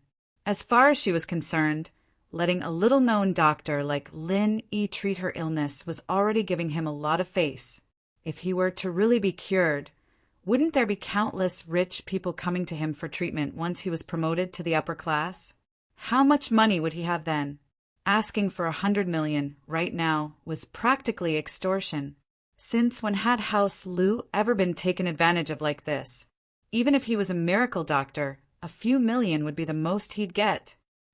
Fine then. Since you dare ask for it, you'd have to be able to keep it first. Of course, Tianyi would have exploded if he'd known how selfish and short-sighted his wife was. 100 million wasn't a small amount, but it was worth it to gain the friendship of a miracle doctor, just like that. It was worth it. Wouldn't there be a day when you'd get old and sick? Would you still be begging Lin Yi then? What a wastrel with water in her head. But evidently, Lu Tianyi didn't know that yet, and it was too late for him to stop Chintian from going against Lin Yi. Pengzhan was very pissed today. Gubong was calling for a board meeting to elect a new chairman. Pengzhan's heart turned cold at the thought of Gubong and Guanggua's relationship yesterday.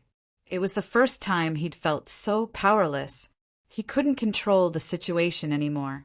Pengzhan was still full of confidence before the board meeting yesterday, confident that he'd be able to get rid of the parasite in the company, slowly weakening Gubong's power and eventually kicking him out of the company. But now, things weren't what he'd expected. The second and third largest shareholders of the company had formed an alliance, and their shares had already exceeded his. He wouldn't be able to handle them if they were to make things difficult for him in the board meeting. Since when had the company become like this?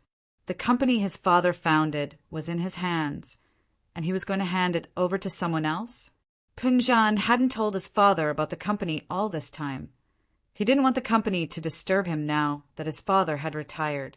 Besides, the company wasn't a big deal to Pengzhan.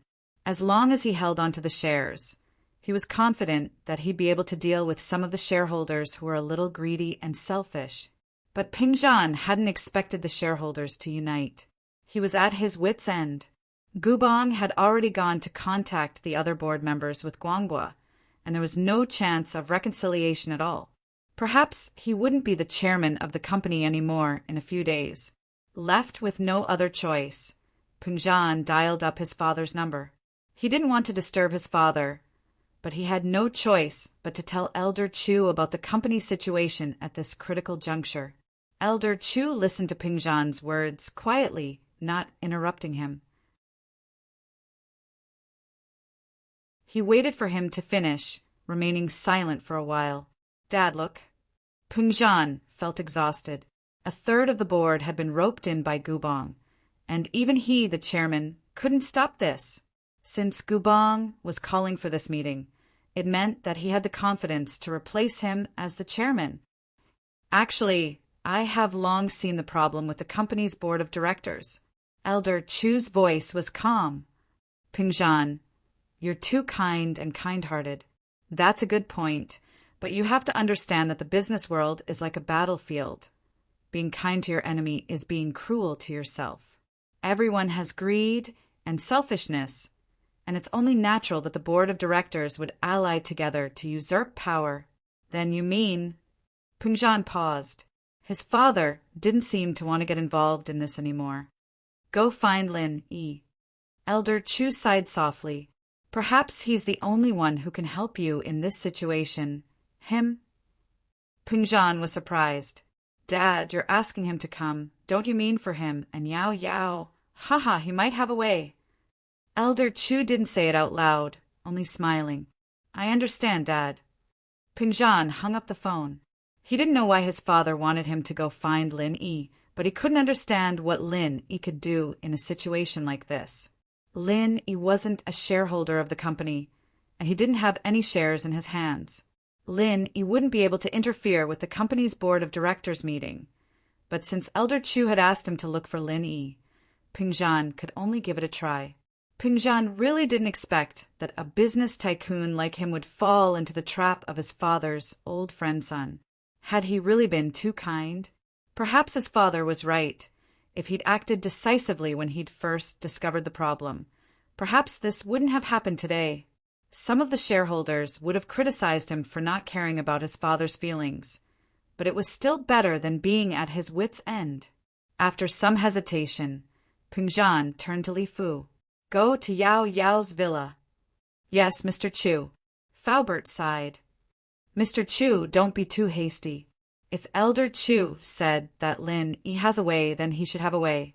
I hope so. Pingzhan nodded.